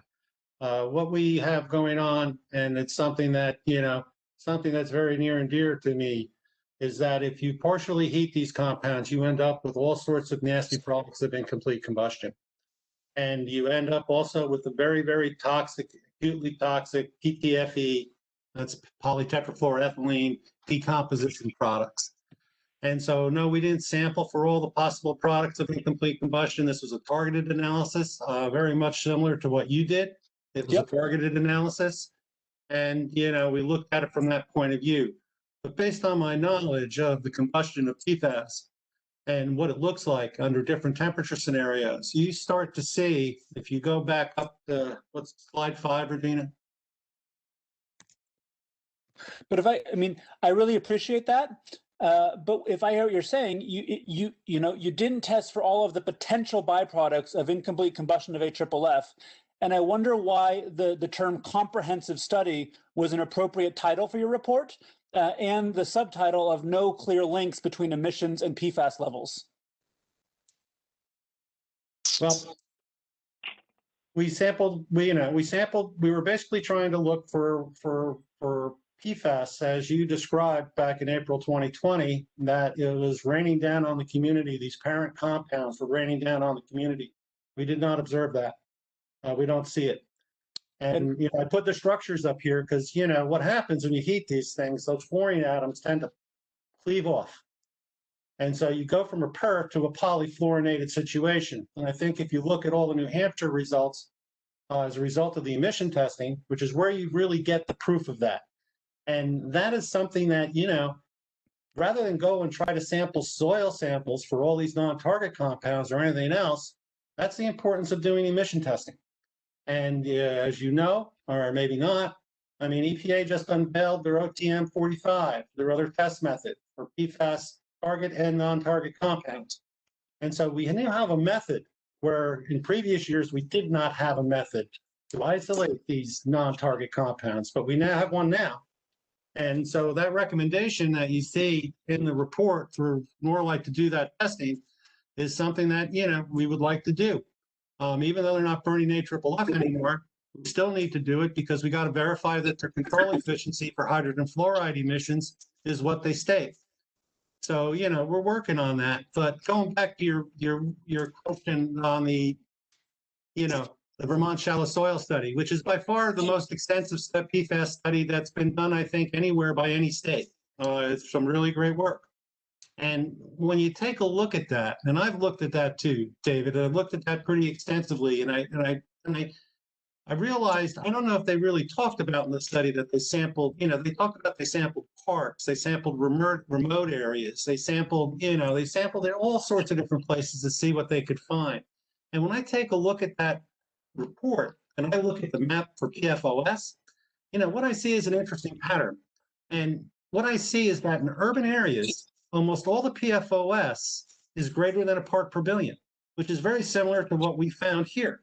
And so it makes me think that it's just a matter of population density and all the people that use these different products that contain this stuff, that we're seeing this higher concentration of PFOS in urban areas, even in Vermont, and Vermont's really not that urban. So it's difficult. And so when you take the work, and I've read your comment letter and everything else, and then when you do the comparison, a comparison to a suburban or urban to a rural, it's very, very difficult to see anything. But what we were trying to point out, and we weren't going to do any tricky statistics or do anything crazy like that, we were just pointing out that in these slides that the concentrations are very similar to what we see in other urban areas. And that's an indicator an indirect indicator that, most of the AFFF, the parent compounds, aren't here in this community. They're not here. I appreciate that point, and my the point I'm trying to make is that it seems that DEC itself has some reservation about the burning of AFFF. In 2019, your regional director sent a frantic email to Norlite asking to, quote, verify that the total destruction of PFOS is accomplished during incineration, end quote. This hesitation, we might recall, was about 3 years into the burning of AFFF at Norlite. When residents of Saratoga Sites, the public housing complex, a few hundred feet away from that incinerator, reached out about the burning of AFFF a few months later, that same regional director told those residents that incineration was a proven method of destroying AFFF. It seems like DEC was expressing real concern about the ability of incineration to destroy AFFF to Norlite, but telling residents at that same time that that question was unfounded. And I'm wondering, do you guys have evidence that incineration completely destroys PFAS chemicals? And if not, why would you title your findings comprehensive? Well, there's the indirect evidence that we have in this study that we're not finding the parent compounds, which means they've been transformed. I know from a lot of the work done at the Saco-Bain facility and some of the work that we've done here locally that you see the transformation. And what you see is, for example, PFOA going to C7, getting decarboxylated. You see a whole bunch of different things like that happening. The literature that's out there on PFAS destruction, and I'm sure you're familiar with it because we've probably read a number of the same studies, basically points out that these compounds can be destroyed. And when you're in an environment of 2,400 to 3,000 degrees Fahrenheit, we believe, quite frankly, that most of the majority of these compounds are being broken down into hydrogen fluoride and possibly some other lower molecular weight fluorinated compounds like C4.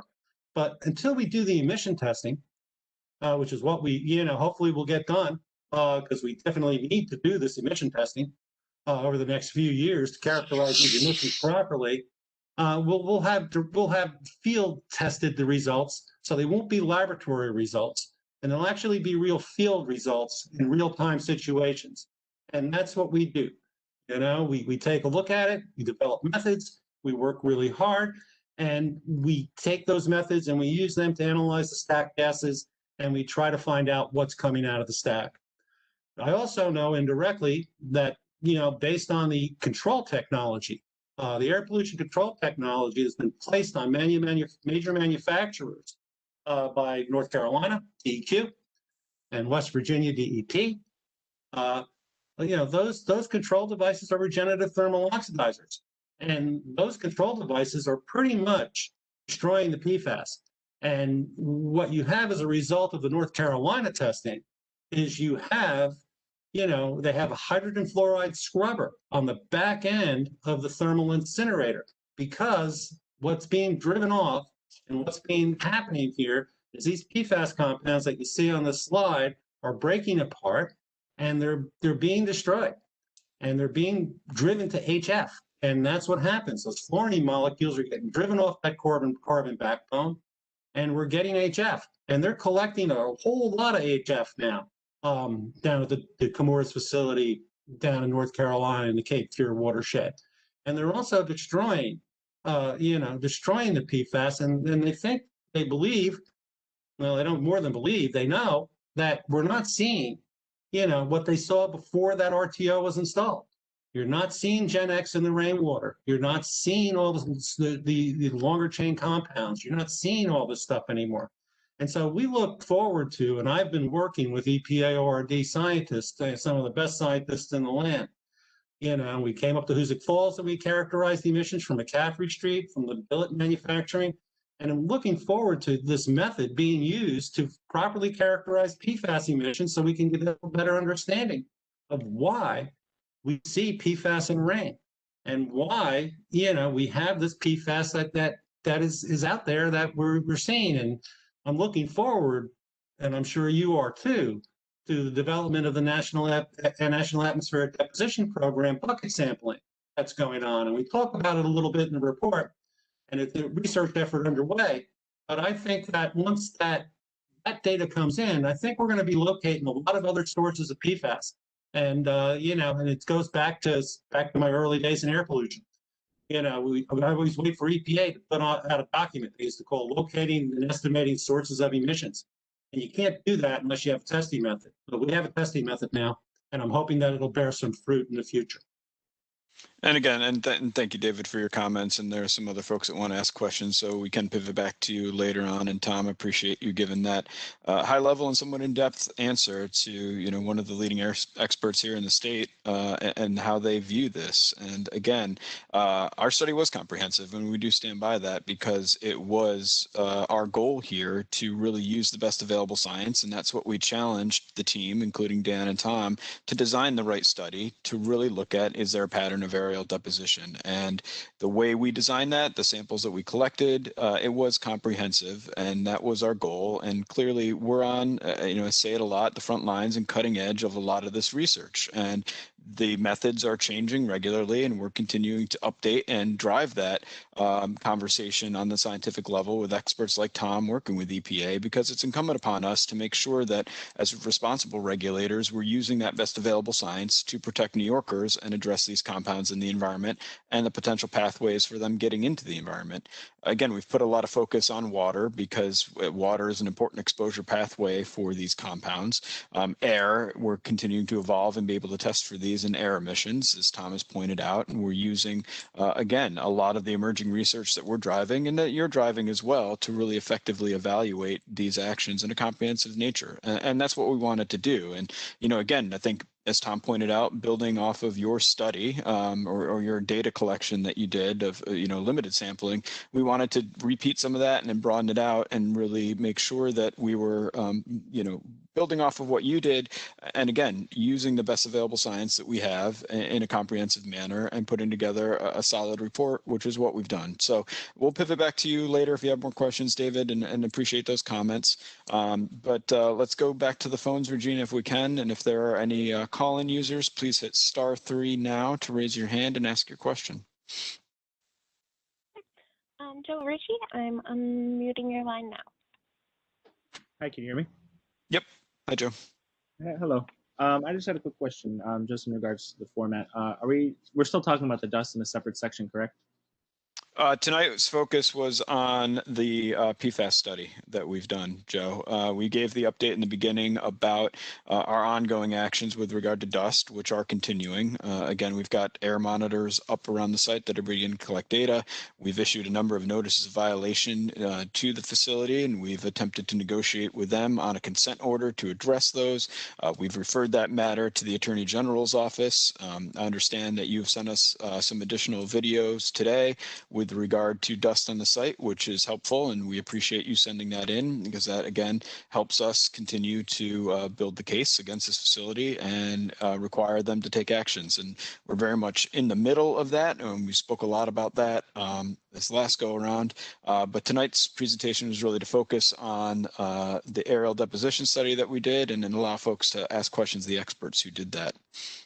Sure. Well, I'll still ask some questions about the dust because I've had many residents contact me. But I just wanted to pivot towards the PFAS part first.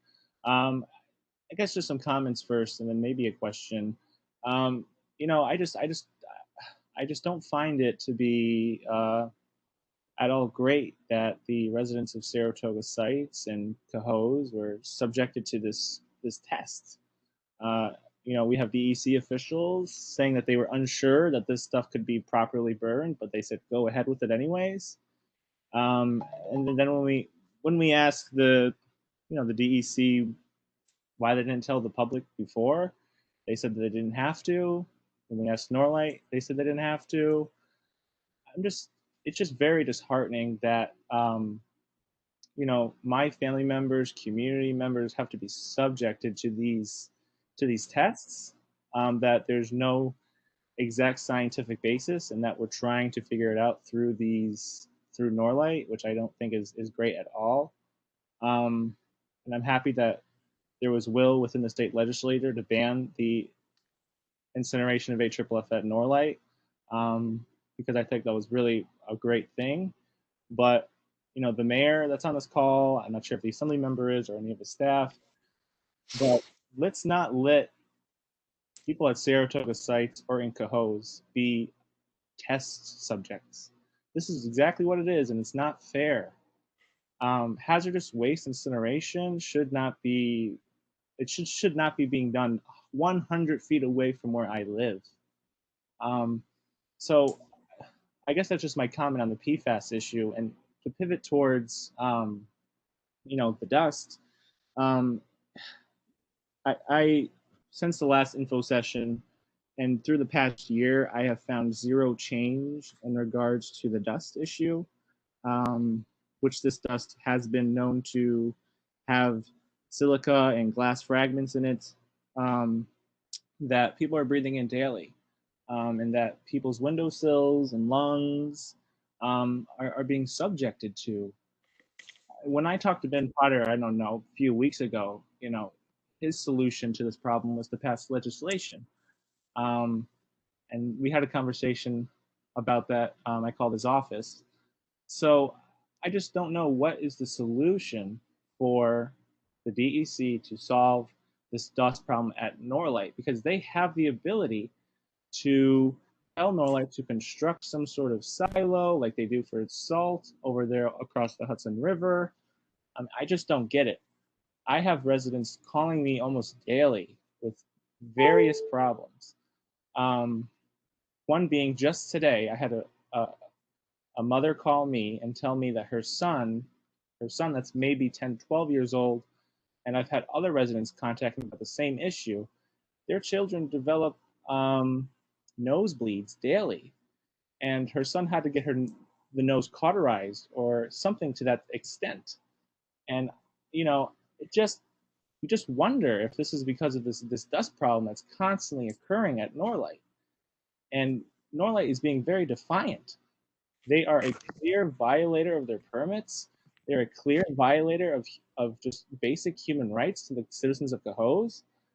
This facility should not be able to operate where it is. There is literature that was just published last year, a book describing, you know, Cohoes and, you know, the development through the 60s. And there's a quote in there that says that when people were starting to develop the land of Saratoga sites, it was uninhabitable and that there was dust storms here frequently. This was back in the 1960s, and we're still dealing with the dust issues today. So I don't think the DEC has the power or even the will to regulate this facility, because they've been violating it year after year and taking advantage of myself and my family, and it's not okay. It's just not okay. I just want to know, you know, what is the solution for this dust problem? Like, what can you guys do immediately to solve this dust issue? Because people are breathing this stuff in daily and they're feeling the effects every single day. And it's not okay that they have to cover their mouth to get the mail, that they have to be, you know, to call me and tell me, Joe, I can't even breathe because the smell is just so pungent. I just don't get it. And my second, I guess, a question I would have is, why does the DEC coordinate their investigations with the Norlite facility? You would never coordinate your investigation with the murderer of your child. Okay, so why on earth would you coordinate an investigation with the perpetrators, the people who are violating their permits? It does not make sense. It's inappropriate for people to call the facility and to complain. I'm just trying to get a sense here. Like, there's no clear plan in regards to this dust issue and the overarching hazardous waste problem. Yeah, Joe, and you know, I think you're seeing that plan, and we're well in the middle of that right now as our actions are ongoing. And again, I think as the complaints are coming into you, please make sure that folks are following the flyer that we put out for registering those complaints with both the facility and the state, because that is the information that we need, and you should direct folks to that flyer. And that's why in the most recent community newsletter we put out, we've provided that flyer, and we're putting it in other locations so folks know where they can send those complaints and know that they are getting addressed. And we are, you know, very much in the middle of this and requiring and pressuring the facility to make changes to address these issues.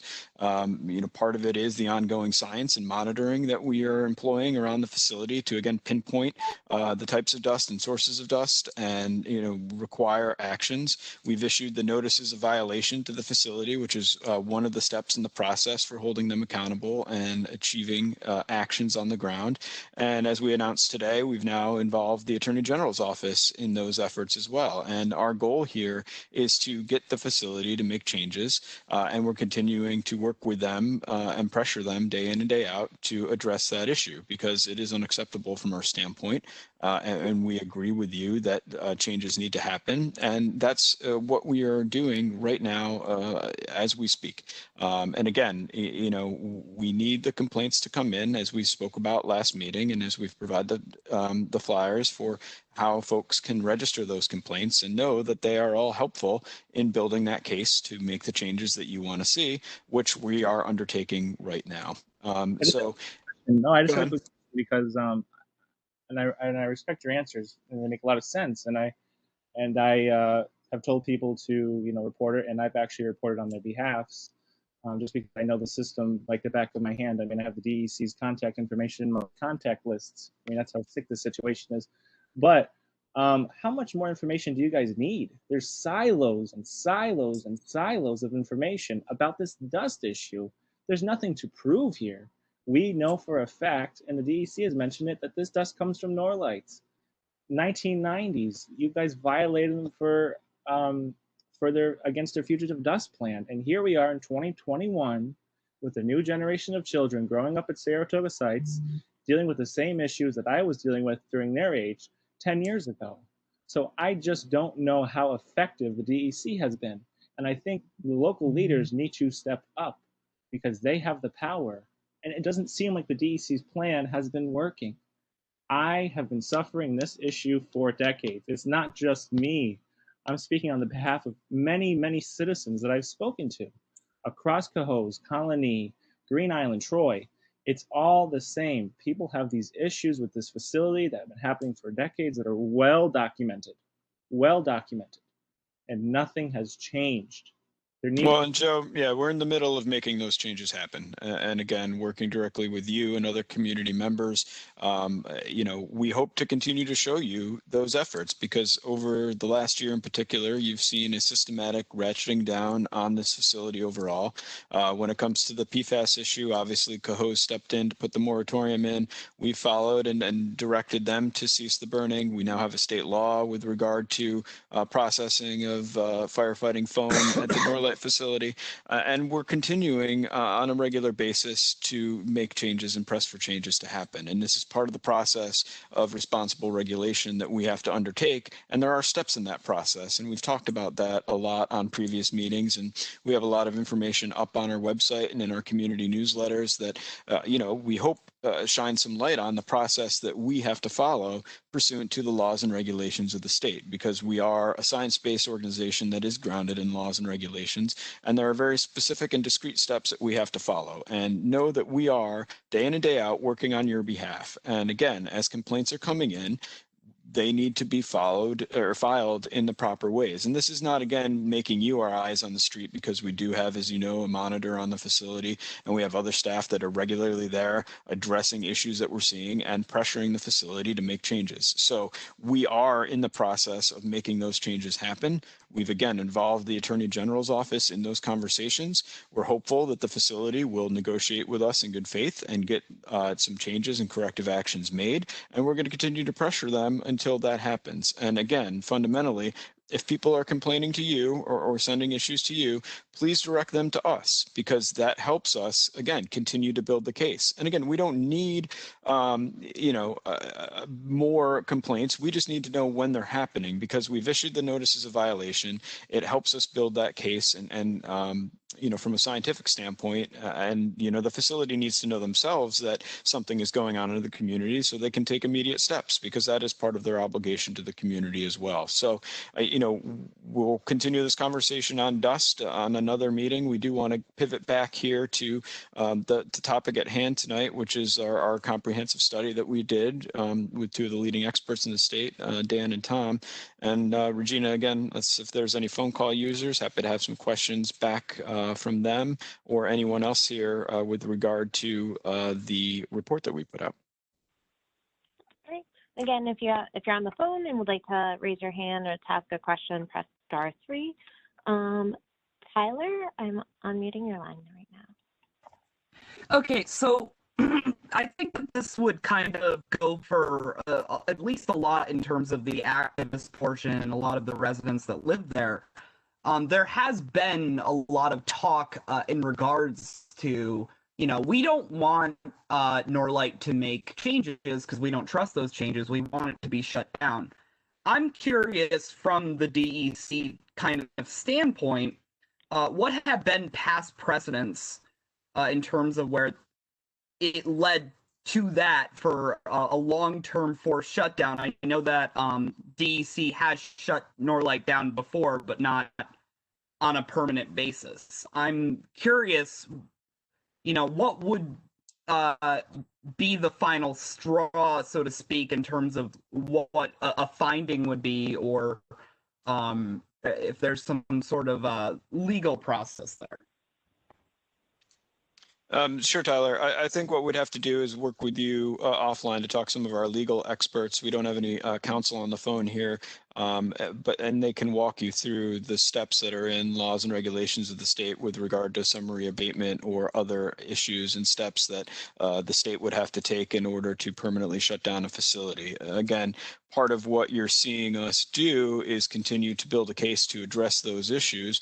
And if the facility is unable to do that, we always take the next step in the process and the next level. Part of that is what we did today with involving the Attorney General's office and continue to use all the tools that are available to us in that toolbox to continue to take steps to hold this facility accountable. Because again, that's our goal on behalf of the community, and that's what we're going to continue to do. The other thing that I'm interested in, what is the interaction in terms of, so have your samples, how far above in terms of where this was collected, the surface water, were any of them groundwater? If I missed that, please let me know. I'm just interested. Sure, Dan or Tom, do you want to take that and just explain how we did that? Dan, go ahead. Sure. Yeah. These were all surface water samples. So these were all, collected from relatively near surface. Groundwater wasn't part of this study. We were looking to see patterns of aerial deposition. And it was from relatively near term as far as timing of when we thought that that deposition might have happened. So the surface water was what we wanted the sample to help us in that determination. Yeah. And again, I think you saw it. And Tyler, just to add, I think one of the other next steps on the slide was to look at the potential for groundwater based on some of the salt kill findings that we had to really look at that. Again, we're continuing to evolve our understanding of the site and PFAS use on the site, you know, because we do have, and I think there was some chat about PFAS used in firefighting foam at some of the past fires at the facility. So that understanding is helpful, and we're starting to get more information from the facility on that so that we could better understand it. But one of the things we do want to do is look at groundwater over the long term as one of the next steps. But again, from an aerial deposition standpoint, what we wanted to focus on, as Dan said, is looking at soils and surface water to really look at if anything came out of the stacks, was there a pattern? So when you did the summer study, I assume that was surface water. How quickly can this go into groundwater? I think would be the concern among some people. Tom or Dan, can you address that? Well, that is a concern, you know, and it's all related to the type of soil that's there and the amount of emissions and also the duration of emissions. And of course, you know, you've seen a lot of the work, and I'm sure you've, Tyler, if you've read the work that's been done around the DuPont facility in West Virginia, you know, where there was tremendous contamination of uncontrolled release of PFOA and other compounds that, you know, you're looking at decades of deposition leading to groundwater contamination. I don't think we ever have figured out how fast it can happen, but it's all related to the soil type, you know, and I don't know if Dan wants to speak a little bit, you know, but we do, like, for example, tetrachloroethylene compounds and different chlorinated VOCs, they tend to move through the soil very, very quick to the groundwater. The PFOA and the PFAS, you know, have these different properties. They love the water, but they also love the soil. So, you know, they'll tend to stick and hang out a little bit longer. I don't know if you want to elaborate on that a little bit more, Dan. The only thing I'll say is this is part of development of soil cleanup objectives and our knowledge of PFAS. You know, you start with some of the more basic things like how much is harmful to people, and then as you get that knowledge, you can work into, you know, the further down the list of what you want to know. And one of those is, how does it partition from soil into groundwater? How fast does it happen? All this will ultimately lead to soil objectives that are protective of groundwater. We're not there yet, but that'll be part of the progression of our knowledge. If can I have one more? Sure. Here? Yeah, I'm interested. So this might be a DH question, but I know that there was talk in October about, you know, wanting blood testing.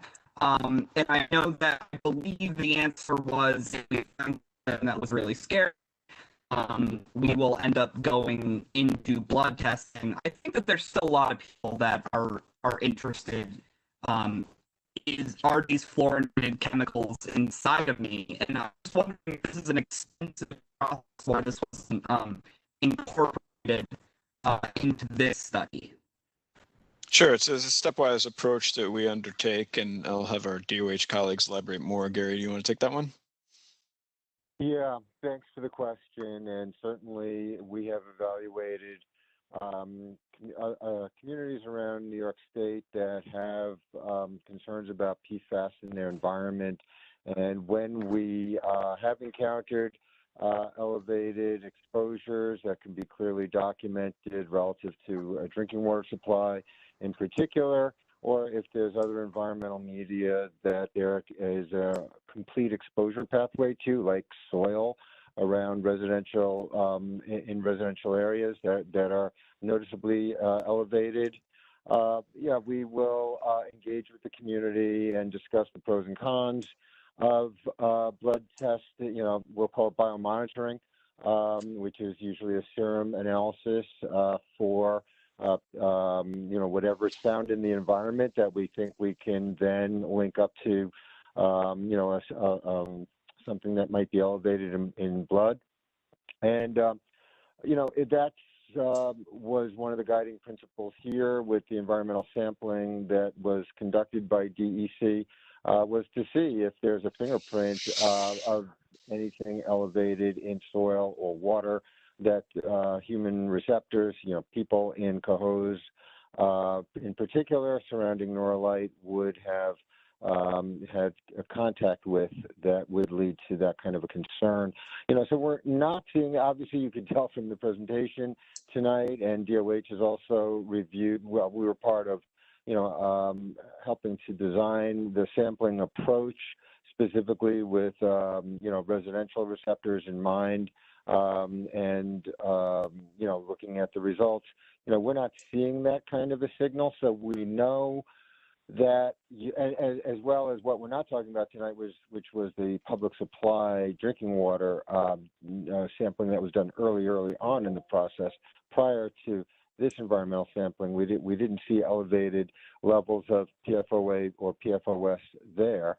We still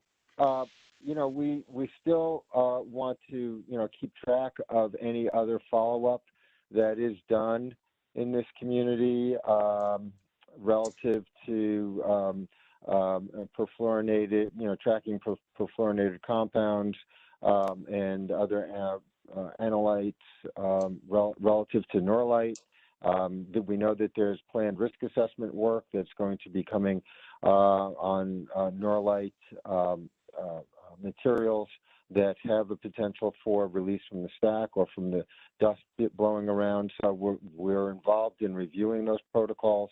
And if anything from those analyses point to a potential for elevated exposure, that would also trigger, again, renewing the question mark about, blood testing. But right now, what we're seeing is a lot of background looking results that don't stimulate that kind of a concern that would make DOH really look out for another, human biomonitoring sampling.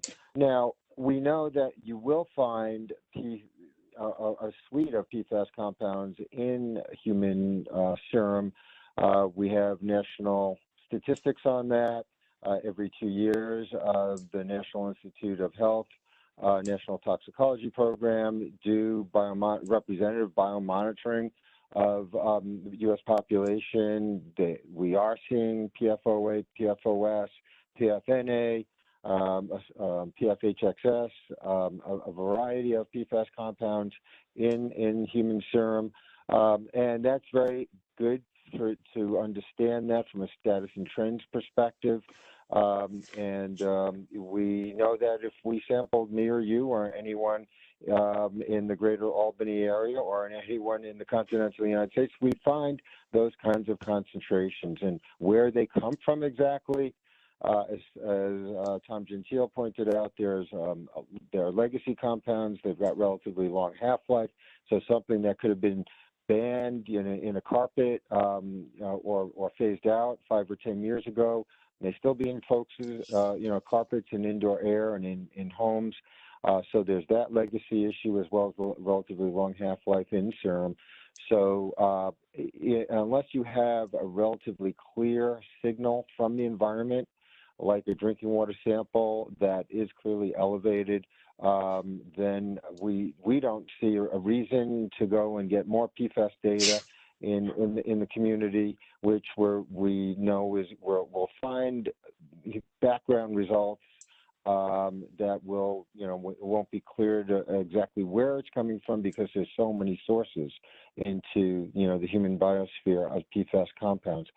So it's not that we're, closed book on it, but based upon the information we have in front of us right now, we don't see a need to initiate such a study. However, we're certainly happy to continue discussing it with the community. It is an engagement process going forward where we, can talk about the pros and cons. We are involved in PFAS biomonitoring in other communities around New York State, as I said, and we are actually involved in a national level health study of communities in New York State and in 7 other sites around the country looking at PFAS levels in relation to health effect outcomes. So it's something the health department here in New York State is very involved in and invested in. And, you know, that's why we're so interested in the results here in Norlite to see if there is a reason to do more here, but we're not seeing it at this point. Excellent. Thank you very much for that thorough walkthrough, Gary. And again, Gary and our DOH colleagues are always available for questions like this too offline, and continue to email them in, and we'll make sure they get updated on the FAQ page as well. I know we did get some email questions in, and I see Chris Nolan has his hand up. Chris, we're actually just going to pivot to your email questions with regard to the noise on the site. But Regina, why don't we go ahead and unmute his line? And I know Tony Luisi, our acting regional director for the region here, can address some of what we're doing on that. But Chris, why don't you go ahead and ask your question, and thanks for joining us tonight. Great. Thanks so much, Sean. I appreciate it. I did want to say I really appreciate the presentation because PFAS is a large concern for us living north of the plant, and also the additional information that will continue to notify DEC of dust that we notice in the neighborhood and the chemical smells that come from the plant. And I know you and the city have made sure that we're aware of where to report, so that's helpful. Yeah, the question I have additionally is, so we've noticed a considerable new noise pollution coming from Norlite. I know you've probably seen that in my emails. I've been in regular contact with Norlite and also including DEC on those emails. In our neighborhood, it's for some reason it seems to reverberate against the house, causes a high-pitched noise, is giving me and my neighbors headaches, as well as making it difficult to sleep at night. And as the weather turns warmer, to go outside and enjoy the outdoor weather. My questions are, does DEC or perhaps DOH have oversight over this? Is there any updates that you have on your end? I've never received a response from DEC for my emails, not that I necessarily expect to. Should I get a response, or should I just continue to report those as they come in? This has been going on for a little over 3 weeks as far as I've noticed it. And I also know, I'll just add that I was told by, I think Matt from DEC, when I ran into him walking on the street, that when this noise stopped for a short period when Kiln 1 was down. So that's my summary, and just thank you again for holding this. Yeah, Chris, I mean, I'll let Tony answer, but, we do try and get back to every email that we get on this, and we'll be sure to keep you in the loop on this. But all those emails are very helpful, so do keep sending them in. But Tony, why don't you take us away? Yeah, thanks, Sean, and thanks, Chris. Chris, we do receive all of your emails. We closely review them. There are internal conversations on DEC staff regarding those complaints and issues. We have staff working on that right now. I know there's been some outreach and some ongoing inquiries and investigations. It has our full attention. We will do our best to respond to each email, but if we don't, we will certainly provide you with an update when we have more. So certainly, please continue to submit information to us about these noise concerns, and hopefully in short order, we'll have more substantive information for you. But it's something that we are continuing to actively work on. Thank you. I really appreciate it. And I'll make sure my neighbors know as well to continue to keep the emails going to you. Great. Thank you. Definitely, and then we'll make sure, Chris, that we are getting back to you as well. I'm glad you ran into Matt, and obviously we do have a lot of staff that are out and about, and we'll just know that we are taking a lot of actions, and sometimes a lack of response doesn't mean that we missed it. It just means that we've taken that and are working on your behalf to get changes to be made, and that is really our goal. And that's why we do appreciate and value all the comments that come in and all the concerns that are raised, so that we can work to get them addressed. So we're definitely, as Tony said, on it, and we'll continue to keep you in the loop on that. And hopefully by the next update, we'll have some additional actions to talk about that. But Chris, anything else that you wanted to ask or chat about tonight? No, just thank you very much. I really appreciate it. Thank you. So again, if you're on the phones tonight and want to ask a question, please hit *3 to raise your hand and we can unmute your line. Or if you're on the WebEx, please raise your hand using the raise hand function, and we'll ask you questions. Regina, do we have anyone who's looking to ask a question now? Unmute myself. I don't have anybody currently right now that it has a raised hand. If anybody has a question. Yep, if you do have a question, again, hit *3 to raise your hand or use the raise hand function on the WebEx. I know that Joe Ritchie had sent in some questions on Mercury via email. We're going to work to respond to those, Joe, working with some of our other air experts working on this. And we'll get back to you and update our FAQs on that information. But I do see you just put your hand back up, Joe. If you'd like to ask another question, happy to see what you got. Thanks. I just have a question. What is the scope of the AG inquiry, and what is the outcome that you're trying to get? Sure. Tony, do you want to take that one? I missed the first part, but the second part of the question, the objective is to enforce the law and make sure the facility is in complete compliance with applicable regulations. What was the first part of your question? Oh, I was just trying to see what the scope of the inquiry was. Was just for the enforcement actions? Yeah, we can't go into too many details tonight because it is a pending enforcement action, but it is derived from the violations or the allegations that we have made as the department regarding the matters that were disclosed in the notices of violation from last month that are public record. So that's really the extent of the detail that we can go into tonight. But I'm sure that there will be further updates as time passes and as the process continues to progress. Okay, and there probably isn't a set timeline when you might hear back from the AG's office. It's more or less just waiting to see what they do. I wouldn't say that, but there's little detail that I can provide tonight, which is not to suggest that we don't have the answer to that question. I just can't provide it on a public forum this evening. Okay, thank you. But goes without saying, Joe, we'll be sure to keep you and the community updated as next steps in the process happen, because it is our goal to keep you informed and have a very open and transparent dialogue with you and community members. So we'll make sure that we continue to provide updates as that enforcement action is ongoing and takes place. Again, if you'd like to ask a question, please hit *3 if you've called in to raise your hand, or use the raise hand function on the WebEx. We'll stick around here for a little bit longer if there are any more questions. Again, we really appreciate everyone joining us here tonight. And for those of you that spent time reading the report in advance, these questions were really good. And Tom and Dan are available here to answer any questions that you have on this very technical report. You know, our goal is, again, to have a very open and transparent dialogue with you and really provide an insight into the scientific brains here at DEC that work day in and day out on these issues. And like we said, Tom and Dan are definitely on the front lines of this issue and really are some of the leaders here that work on behalf of you and all New Yorkers on these issues. So if you have a question for them, again, on the phone, please hit *3, or if you're on the WebEx, please use the raise hand function and we'll happy to answer your questions.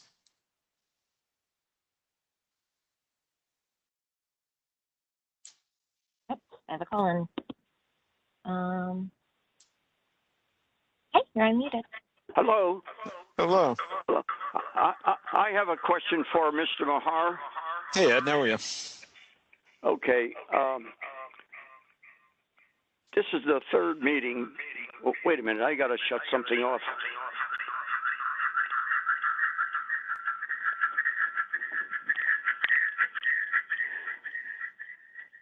This is the third meeting that I attended.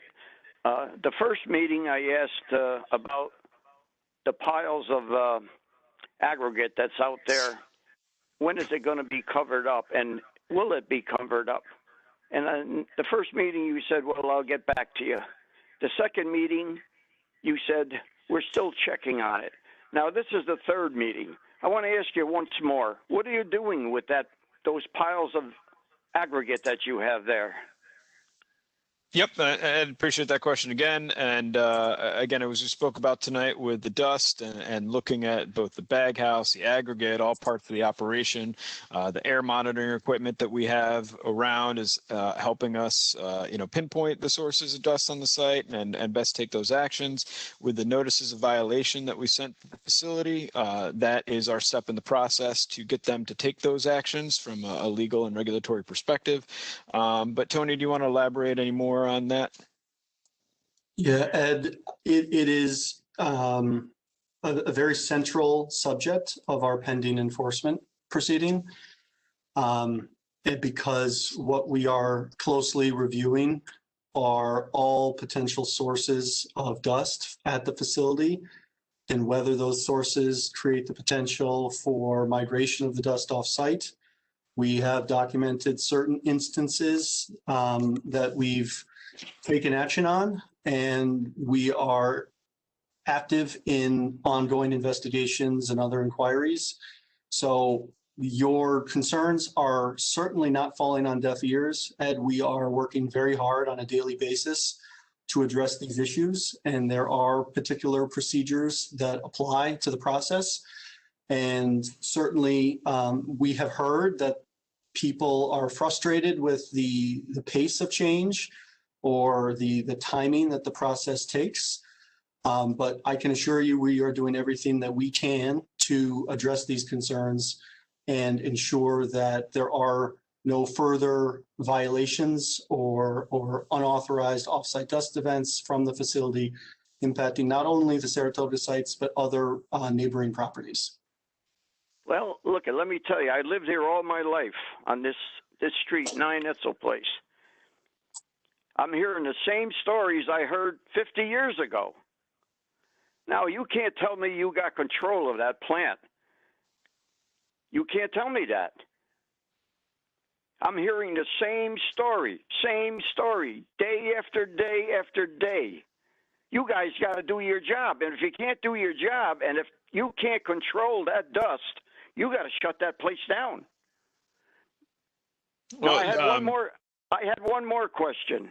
Go ahead. I had one more question.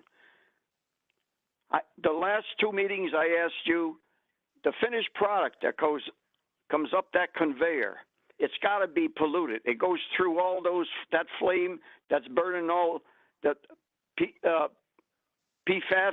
It's got to be attached to that material. That product goes up the conveyor and drops down. Before it drops down, the wind picks it up. It blows that dust that's contaminated. Not only contaminated with silica, it's also contaminated with that dust, with that burning, and we're breathing that in also. Now, how much is that material contaminated? You never got back to me on that. I know it's contaminated because you told me it was contaminated one time. Could anybody tell me how much that material is contaminated? Yeah, thanks, Ed. And Tony, you want to take that? Yeah, Ed. So this brings up a separate question and a separate series of questions and issues regarding the facility's reintroduction of certain dust into the block mix at the facility. And we could probably have an 1.5 hour long presentation on that, and maybe that'll be the topic of the next public info session. Just tell me one thing. Is it contaminated? The block mix includes a percentage of dust that is collected from the bag house in the air pollution control system. So it is contaminated. Provided certain conditions and standards are met, it might not be hazardous waste. And the idea is that there would be a recycling or beneficial reuse of the dust into the block mix, provided certain conditions are met. And the satisfaction or lack of satisfaction of those conditions is something that DEC is also closely looking at as part of the ongoing enforcement. You would just take in consideration that that's blowing over here. It's blowing over the Saratoga sites, and is blowing right in my house on Etzel Place. Now I got one more question. I got one more question for you. Sure. And this is your scientific. This is on your scientific findings. I just like to give you my scientific common sense. You're saying that that pond that is south of Norlite, that is adjacent to Norlite property, and it's right where the plant does all their work. You're saying that that pond is polluted with PFAS. Is that correct? Well, what we're saying is we found detections of a certain type of PFAS compound in that pond. Go ahead. Why are you shutting me off? We didn't shut you off, Ed. We can still hear you. Oh, okay. I understand that you said that that pond does have PFAS in it, and it's not related to Norlite. Well, I just want to tell you something. You said that when it rains, the runoff goes into the creek in the salt kill, and you tested that, and that does have some PFAS in it. You also said that the quarry ponds have PFAS in it because of the runoff. Now, what prevents the water, the rainwater, from going into that pond? And why isn't that taken in consideration, that that pond is being polluted by the runoff from that property? Also, when you get high water table, where does the high water table? It goes south. It has a tendency to go south into that pond, just like the rainwater does. And you got piles adjacent to that pond. When it rains, the rain goes down those piles and into the pond. And when you get snow on those piles, the snow melt goes off. It goes down into the pond. Now, this has been happening over the years. What makes you honestly think that that pond isn't polluted from Norlite? Well, yeah, thanks, Ed. You got the conveyors. You got the conveyors that the dust comes off of. The dust blows into there. Yep. What makes you think that Norlite isn't doing that? Sure, Ed, and I'll let Dan and Tom speak about that. But generally, what we do is look at the chemical signatures of what the detections are, and that's really how you formulate an understanding of a potential source. So when you look at the types of PFAS detections that we had in that unnamed pond, as we called it, and compared it to the quarry pond and compared it to some of the other detections that we saw, that's how we basically use our scientific fingerprinting analysis to determine what we think is a potential source or what those detections are from. And based on what Tom and Dan both spoke about with regard to the types of usage of PFAS compounds, and the one in particular, I think what we've done is develop an understanding that it's likely not Norlite and it's another source that uses textiles, just based on, again, the chemical signature and fingerprint of what we found. But Dan or Tom, do you want to elaborate a little more on that? Sure. No, you did a good job, Sean. That's what we saw, is that that pond that's just to the south of Norlite property had a very different combination of PFAS than the quarry ponds, and it had a very different concentration and makeup than the salt kill, which, and it was higher than than the other values we found, and it just pointed to that this is from somewhere different. It's not showing up everywhere. If it was something that was coming out of emissions from the kilns, we would see it in many places, and that's not the case. And I don't know, Tom, do you want to add any words to that? No, I think, Ed, what we're seeing, if we see that, we see the different profiles of PFAS and the different water bodies that are located in close proximity to Norlite. And, exactly what Dan and Sean was talking about, that if it was running off and it was on emissions from the kiln that were unburned, we would see that same profile across every single surface water body in the area, and we're not.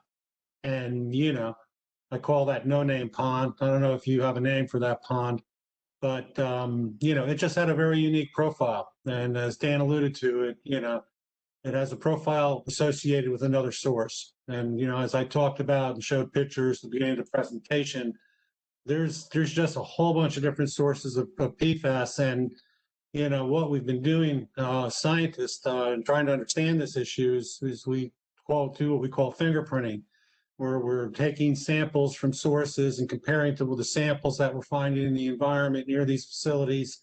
And, that's something that we do. And that we didn't see that uniformity in the different ponds sort of suggests something different. And we're not saying it's not polluted. There's PFAS in that pond. So, yeah, there's PFAS in most ponds, unfortunately, across the whole country. Thanks, Tom and Dan, for that. And Ed, thanks for your questions overall. And again, we have muted your line just to give the opportunity for more folks to ask questions. And Ed, appreciate you being on once again. And again, I know that there is some frustration that we hear from you from time to time with regard to, again, as Tony said, the pace of our actions, and a lot of questions on dust that I think, again, in our next community event that we put on, I think we'll have another conversation on dust moving forward, and just, providing an update of where we are. And I think we'll use some of your comments here tonight to focus that conversation. But again, we are taking actions. We've got folks on the scene. We've got, air quality monitoring equipment that we've put out. We've got handheld monitors, and we're really doing our best effort here on your behalf, day in, day out, to make sure that we're holding this facility accountable. And that is our goal. And I understand the frustration that's there, and just know that we hear you, and that's why we're taking the actions that we've outlined here tonight and that we've outlined in previous sessions. So we are working to make that progress on your behalf, and we'll continue to keep you updated on these sessions. And again, if there's anyone on that hasn't asked a question, would like to, if you're on the phone, please hit *3 to raise your hand, or raise your hand on the WebEx, and we're happy to take your questions. Mark, I'm going to unmute. Yeah, Mark, I'm going to unmute your line now. Thank you. Am I coming through okay? Yep, we can hear you loud and clear, Mark.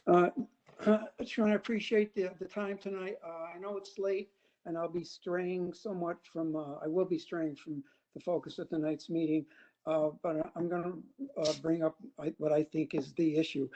Before I do that, I'm very appreciative of all the attention this has received from the mayor's office, and I clearly see monitoring and activity from DEC that I haven't seen before. I live in the area of Norlite. I have for most of my life. I'm not a young man, but the question, and my question to you is, when will this discussion be made?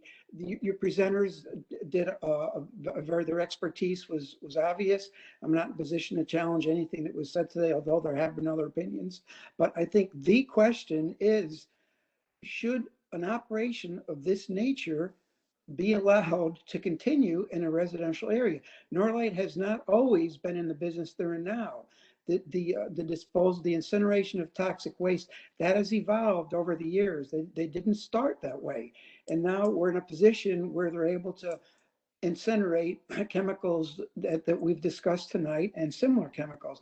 So the question, I think there's much frustration over this. When will we have the discussion over whether it is proper for this operation to exist, to continue in a residential area? When will that discussion be held? Yeah, thanks, Mark. And I think that conversation is ongoing with regard to our enforcement action and the way we're handling this facility. And as we open the meeting tonight with Kate's presentation with regard to a fresh look at 2 of their primary permits that govern their operations. And like we told you and the community members earlier, I guess in 2020, that we were treating them as new applications. So again, giving a fresh new look to those and having that conversation and dialogue with you. And as Kate started us off, right now we're still in the phase of reviewing their applications, and we've filed notices of incomplete application because the information wasn't up to our specifications to take the next step in the permitting process. And we're going to continue to provide updates and work hand in hand with the community on that conversation moving forward. And that's really how we're addressing that and having that conversation. And there'll definitely be a lot more opportunities in the future here to continue that dialogue as well. But Kate, I know you're still on. Anything else to add or elaborate on that? Just in that context, if that was a vacant field behind Saratoga sites, would they be allowed to build such a facility to incinerate toxic waste in that area? Would that be allowed? Well, there would be obviously a process to go through, both on the local level for local zoning and with regard to our mining and hazardous waste and air and all the other permits that have been provided over time. So it would be a similar process to what we're engaging in now with the permit renewals and treating them as new applications. And again, that sets the stage for having that type of conversation, Mark, that you're looking to have. Again, I appreciate your answer and all that's happened. I think we would all conclude that we wouldn't have, especially a public housing site so close and an operation of that nature. No one today would think that would work, and that's a good idea. And we know it wouldn't be allowed. I hope we can move forward with this, and thank you for your time. Thank you, Mark.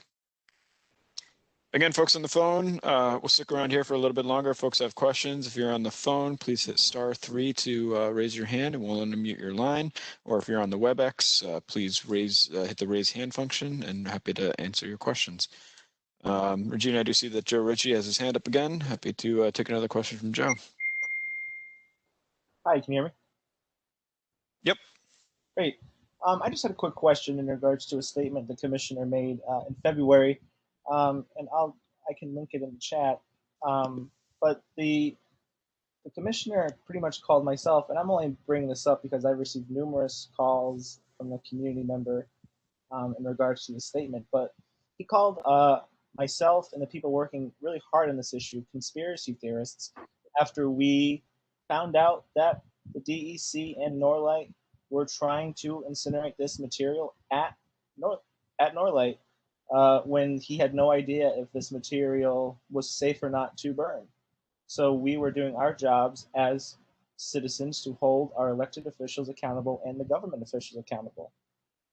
So again, there's a lot of frustration with the DEC here because they just have been doing things in the past year, 3 years, and decades that have not sat well with the public. And saying this kind of statement is really unprofessional. And it is really demeaning to the work that we've been able to do and to the people who live here and suffer daily from this facility. People with nosebleeds, people I've known that have developed serious cancers and blood disorders, their worries and their fears are no conspiracy. My fears for my mom, my brother, are no conspiracy. And holding the government officials accountable is no conspiracy. So I just want to see why on earth would the commissioner feel compelled to say such a statement like that, and if maybe there's a possibility of redaction or even an apology right here and now, because it truly was not professional and it truly demeaned a lot of the people that I know that I've been working with and people who live just 100 feet away from this facility. Yeah, Joe, and appreciate that comment. And I think what the commissioner was responding to was, again, I think defending the agency to some extent, because there were allegations that were being levied that in some way we were, forcing this to happen or keeping it hidden from the public or anything like that. And, what we, I think, have explained in the past and will continue to explain, and folks can definitely read our FAQs to know exactly the steps we take and how this complex world of regulation of chemicals comes about.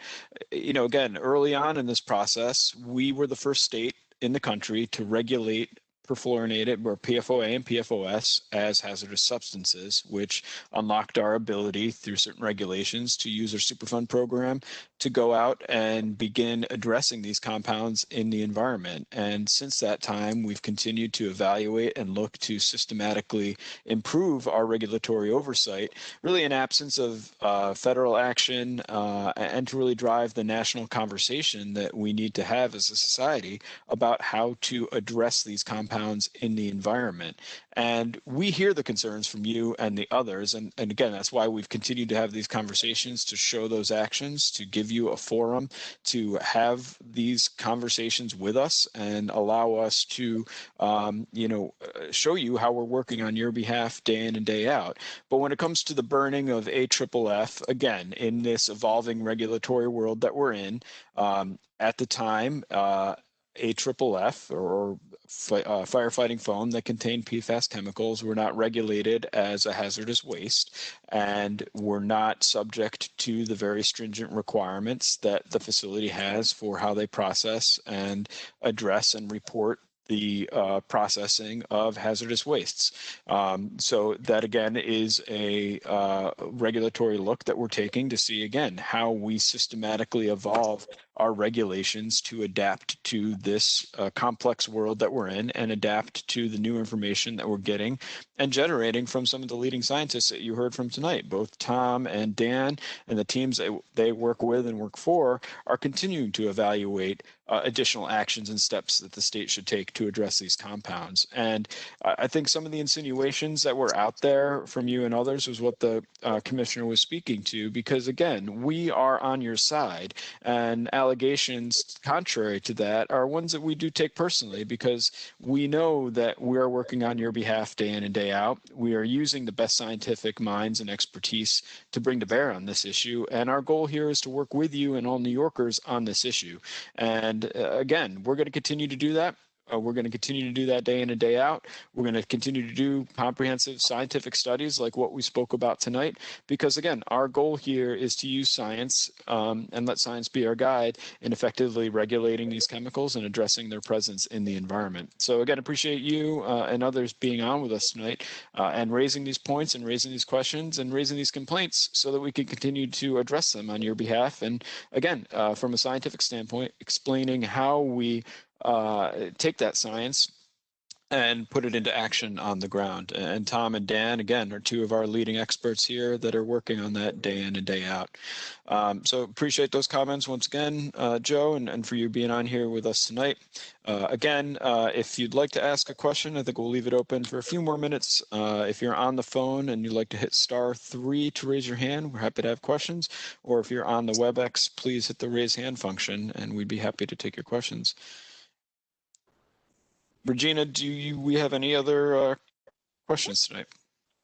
Yep. Maureen, your line's open now. Hi, Sean. It's Lorene Hackett. Hey, Lorene. Good to hear your voice. You too. Hi, Tom. Hi, Gary. I just want to make a comment on the blood testing.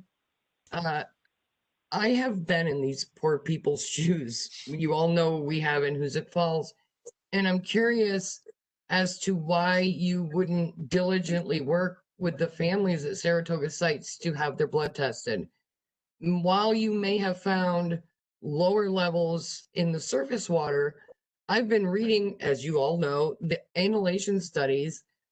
You don't know what's in their bodies right now from what they've inhaled. And the stress that's on a family to not know what's in them if they've been exposed to PFAS chemicals is horrid.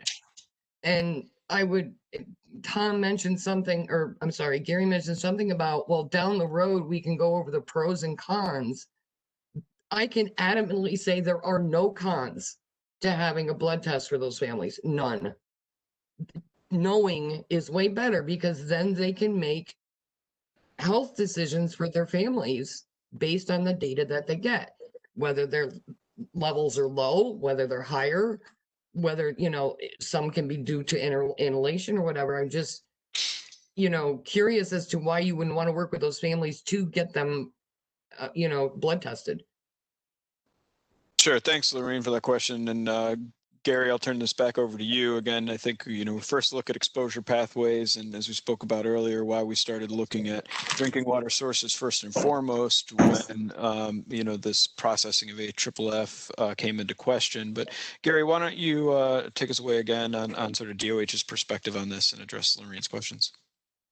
Yeah. Hi, Lorene. Yeah. Great to talk again with you about PFAS, one of our favorite topics.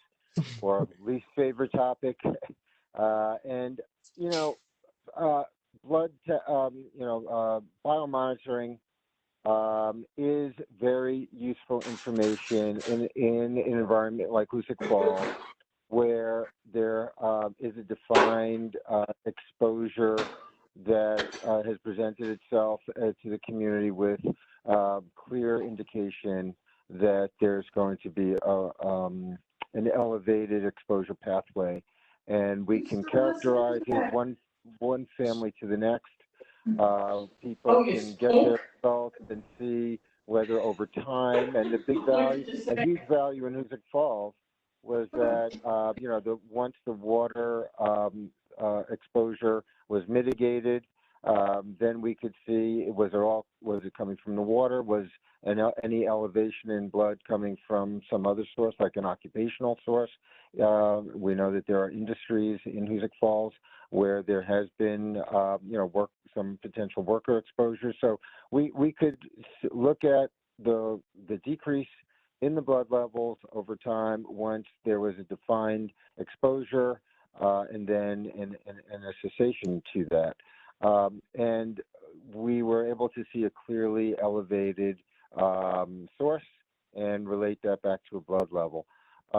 In just general going out on any community where there might be some theoretical exposure, and when you've got lots of background sources that are blending in, we know fish consumption can be a source from some waters in New York State, and we have advisories on that. We know that in consumer products, the home environment, both legacy and some ongoing sources in the home, it gets very difficult to identify exactly where it's coming from and how to mitigate it.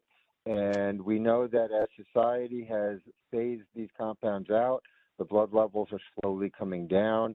As we're phasing it out and really focusing on drinking water and getting water supplies to mitigate that, we expect to see an overall improvement in PFAS exposure in New York State. And we do have a general biomonitoring program that we're trying to, we have a little bit of funding to do representative biomonitoring results for, people across New York State.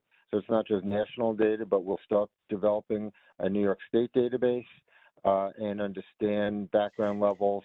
That would be, more of a point of reference for any localized concern we have about a specific exposure source. So we're happy to discuss people's concerns about their exposure regarding air inhalation.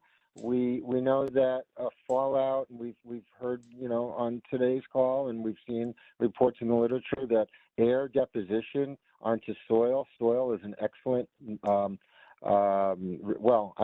excellent is the wrong word. It is a repository of PFAS compounds. They will reside in soil with a half-life of 10 to 20 years.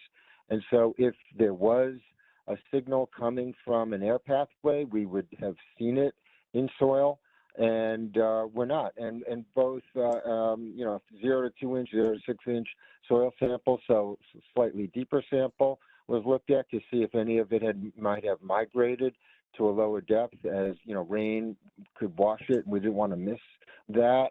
And we're not seeing the signal in soil, which would be the most proximal or the most immediate exposure pathway for people living very close to Norlite, would be in soil or in drinking water, and we tested drinking water as well.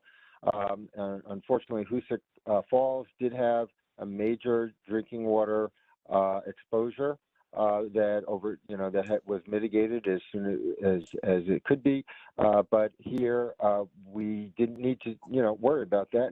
And Norlite's, Cohoes and Green Island's water supplies will be tested on an ongoing basis as we go forward to make sure that there isn't something else that might pop up. So these communities are being sampled in what is the easiest thing to interpret, which is actual soil or water pathways which would give us that signal. But if there are, families, as you point out, Lorraine, that are worried about these exposure pathways, we are happy to engage with them. And, the pros and cons, I understand what you're saying about there's no cons. The con is that you get information that you don't know what to do with. And that's, we like to take results. We like to get data that we can, from a health perspective, interpret, or have a physician be able to interpret if someone wants to talk to their family doctor about it. And so it's easiest to interpret data when there's a known exposure pathway, because then you could do something about it. You could say, okay, well, we need to do something about the drinking water, or we need to clean up the soil, or we need to be concerned about how much fish we're eating from that water body. But in the case where we don't have a signal like that, then it becomes harder to interpret and act on any results because we don't have that clear exposure pathway. So bottom line, we will talk to anyone and everyone about the pros and, I will say, cons of any interpretation issues with biomonitoring results. But I'm glad we were able to help in Hoosick Falls along those lines. We're also doing a lot in Newburgh. We're doing a statewide biomonitoring program and looking, to get representative background results across New York State on biomonitoring. And again, we will talk to anyone and everyone who has a concern and think that they need to get biomonitored. Thank you very much for that, Gary. And Laureen, thanks for joining us. Do you have any additional comments or questions? Yeah, thank you, Gary. I'm part of all those committees on the multi-site study. I'm working with the National Academy of Sciences. I'm working with Albany. So I read all these studies. What concerns me is these people undoubtedly breathe the air coming from this plant. What you can't tell us, yes, our exposures in Hoosick Falls came down because our water was so contaminated. What you can't tell these people is what their levels are from breathing it. And you can't even tell us that. We don't even know that ratio. So that's what bothers me. And again, with a lot of even the shorter chain chemicals, they're not in the body as long, but they affect the organs quicker and harder. So that it's just my concern for this community, because I feel for them. And I know that the biggest thing we wanted to know was what was in us, so that we could make informed decisions medically moving forward. So that, I just really hope you're diligent with these folks to understand that that's their greatest concern for their families, and that's it. Yep. And Yep. No, we hear you loud and clear, Lorene. And again, I think this, is going to be an ongoing conversation. And Gary, I'll let you speak in a sec, because, again, part of what we're also looking at, as Tom pointed out, is evolving the science of testing for these compounds in aerial emissions. And, part of what we did with the study is to look at aerial deposition to determine if something came out of the stacks. Now, we, again, across the state, have to look at analyzing for these compounds in aerial emissions so that we can know what does come out of stacks and how to appropriately regulate that. And that's some of the next steps that we're going to be focusing on as a state. But Gary, I didn't mean to cut you off if you want to say anything else. Yeah, no, and just also that we like to look at a biomonitoring project at a community level, at a community-wide level, so that we can, biomonitoring data for one family at a time. It will be less informative, let's put it that way, than a water analysis. And to do the water analysis, we usually have to have, a pretty good driver to do that. So it doesn't mean that we can't entertain the possibility of doing smaller scale, level testing. That could potentially be part of more of a representative sampling that we do for background residents in New York State. And, we are starting to design a more wide scale, as I said, representative background biomonitoring project.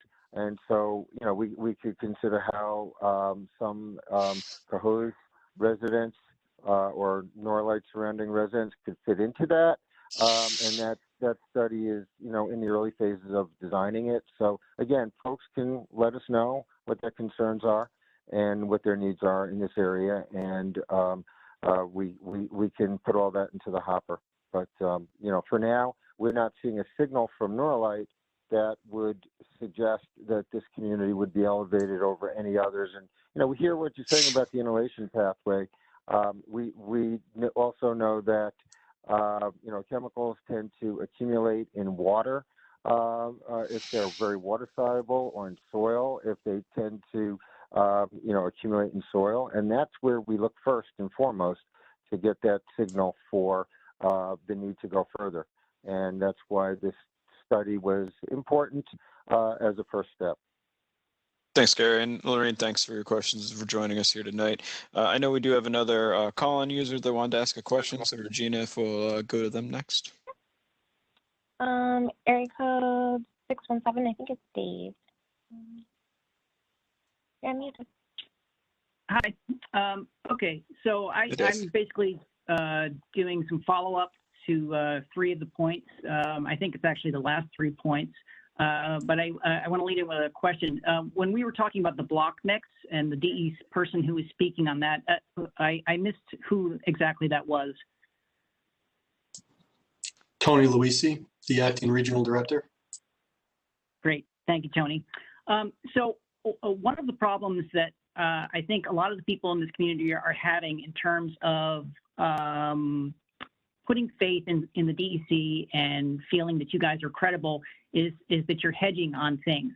So, for example, with the block mix, you guys wrote up Norlite very recently about the dust coming out of the making of that block mix, and you got very specific about the ratio of the material coming out of the filtration system and being mixed with the aggregate, and that figure is 88%.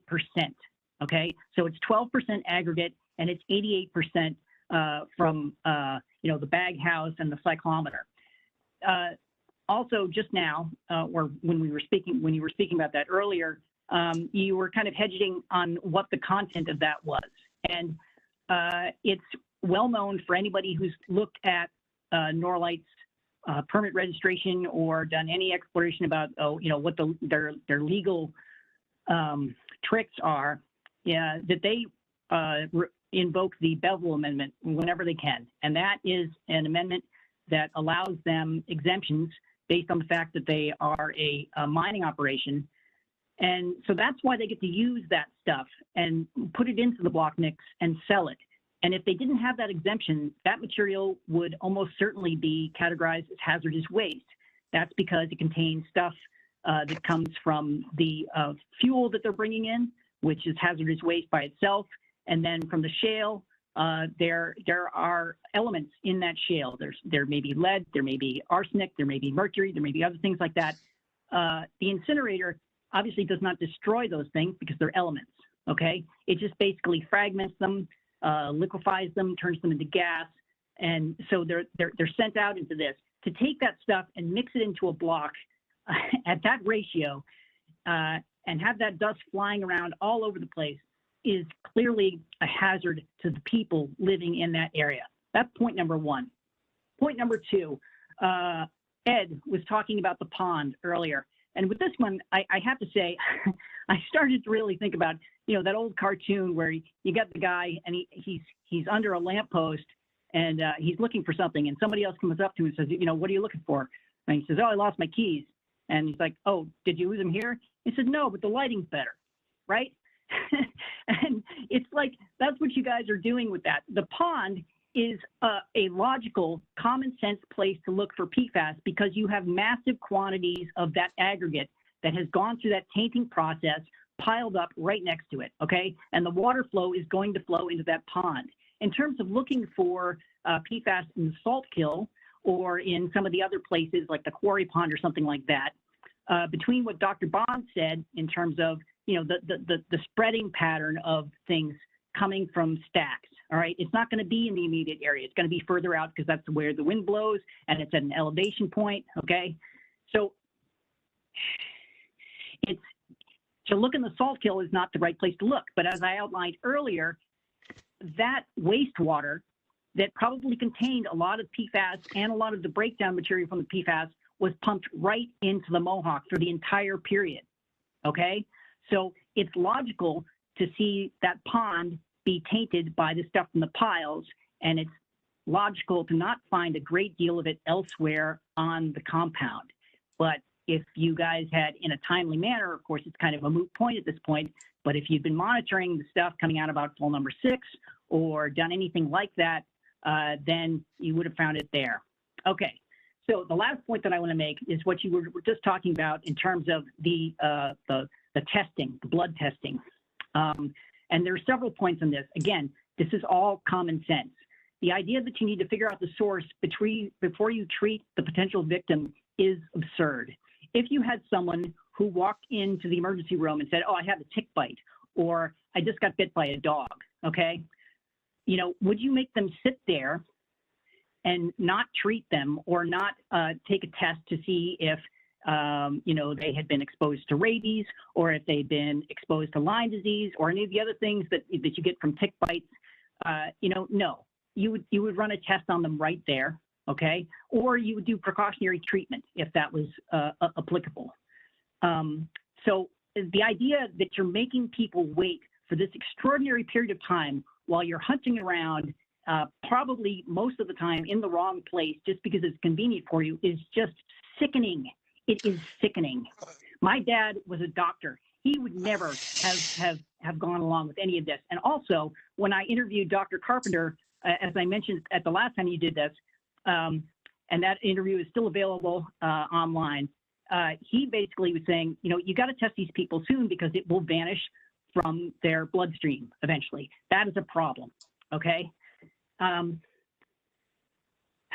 then Dave, the last point related to that, I'm going to finish, and then you can say whatever you want to say, because I know you're just going to come out with a stream of words, Sean. I have heard it from you so many times. Oh, hold okay? on. It's not a stream of words, but okay. Go ahead. The last point is that at Hoosick Falls, you know, the quote that I just wrote down from Gary was mitigated as soon as it could be. And that is simply factually incorrect. The state of New York basically dodged on that for 18 frigging months. The EPA was telling people at Hoosick Falls, do not drink your water. And the state of New York was saying, no, it's fine. Okay? That is a problem. And that is what you are replicating here at Norlite again.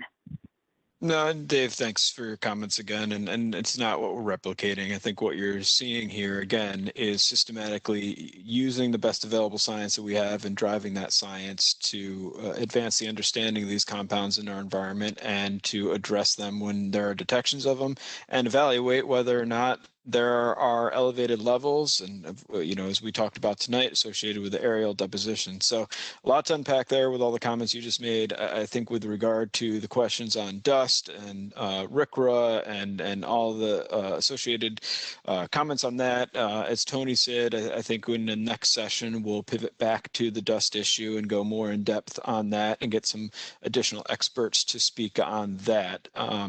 And with regard to the pond issue, as we discussed, again, we look at the signature and the chemical signature and really the fingerprints of what the compounds are telling us. And again, letting science be our guide. We're not trying to somehow explain away or defend the facility or anything, but we're really using the scientific minds that we have between Dan and Tom and others to make sure that we're effectively looking at what the elevated detections are showing us and attributing that to a potential source. And again, we can't go too specific with regard to you know, how we're interpreting that, because there are some additional steps and actions that we're going to be taking on the ground. But again, the chemical fingerprint that we saw as we analyzed in the report is more of a signature associated with textiles and textile manufacturing. And that's why, as Tom, I think, did a really good job of explaining how the one elevated detection of PFBS or PFBA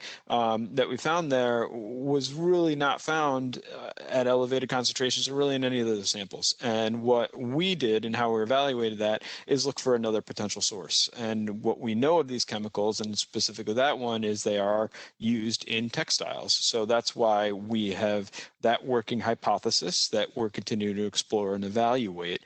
And again, we are working on your behalf and using the scientific expertise that we've amassed in the state between folks like Tom and Dan and the other folks that we have working on this. And this is not a stream of words that I'm saying, but it's actual an honest answer to the comments that you're making and defending the scientific integrity that we bring to bear on this facility, working with these great minds. And Tom or Dan, I don't know if you want to offer any closing remarks to any of that, but again, these are some of the best and brightest brains that we have in the state that are working on this, again, on your behalf. And that's really where we're coming from on this. But Dan or Tom, do you want to close out anything on Dave's comments?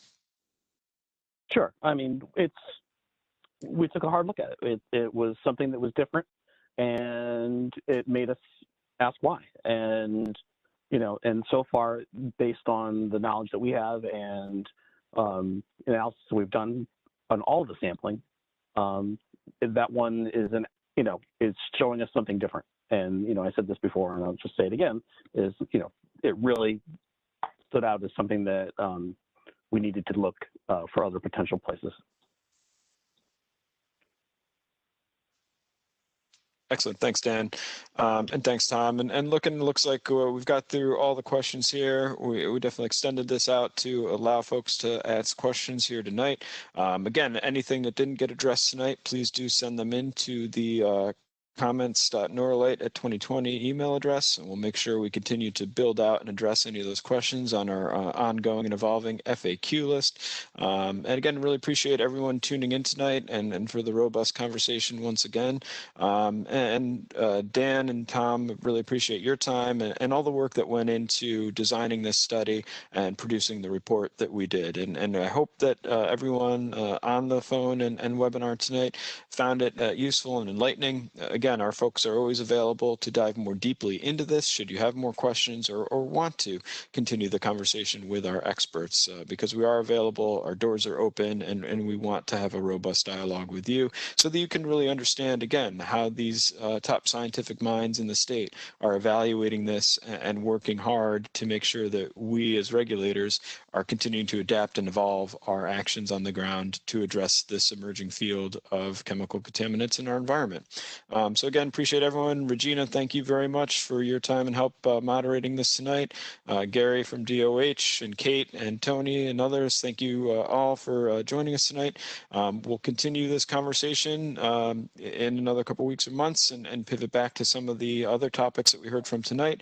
And we'll keep the community informed as we take additional steps on the ground to address some of the issues, especially the dust issue that we've heard a lot about. So stay tuned for some more community updates. Do take a look at the most recent one that we've put out.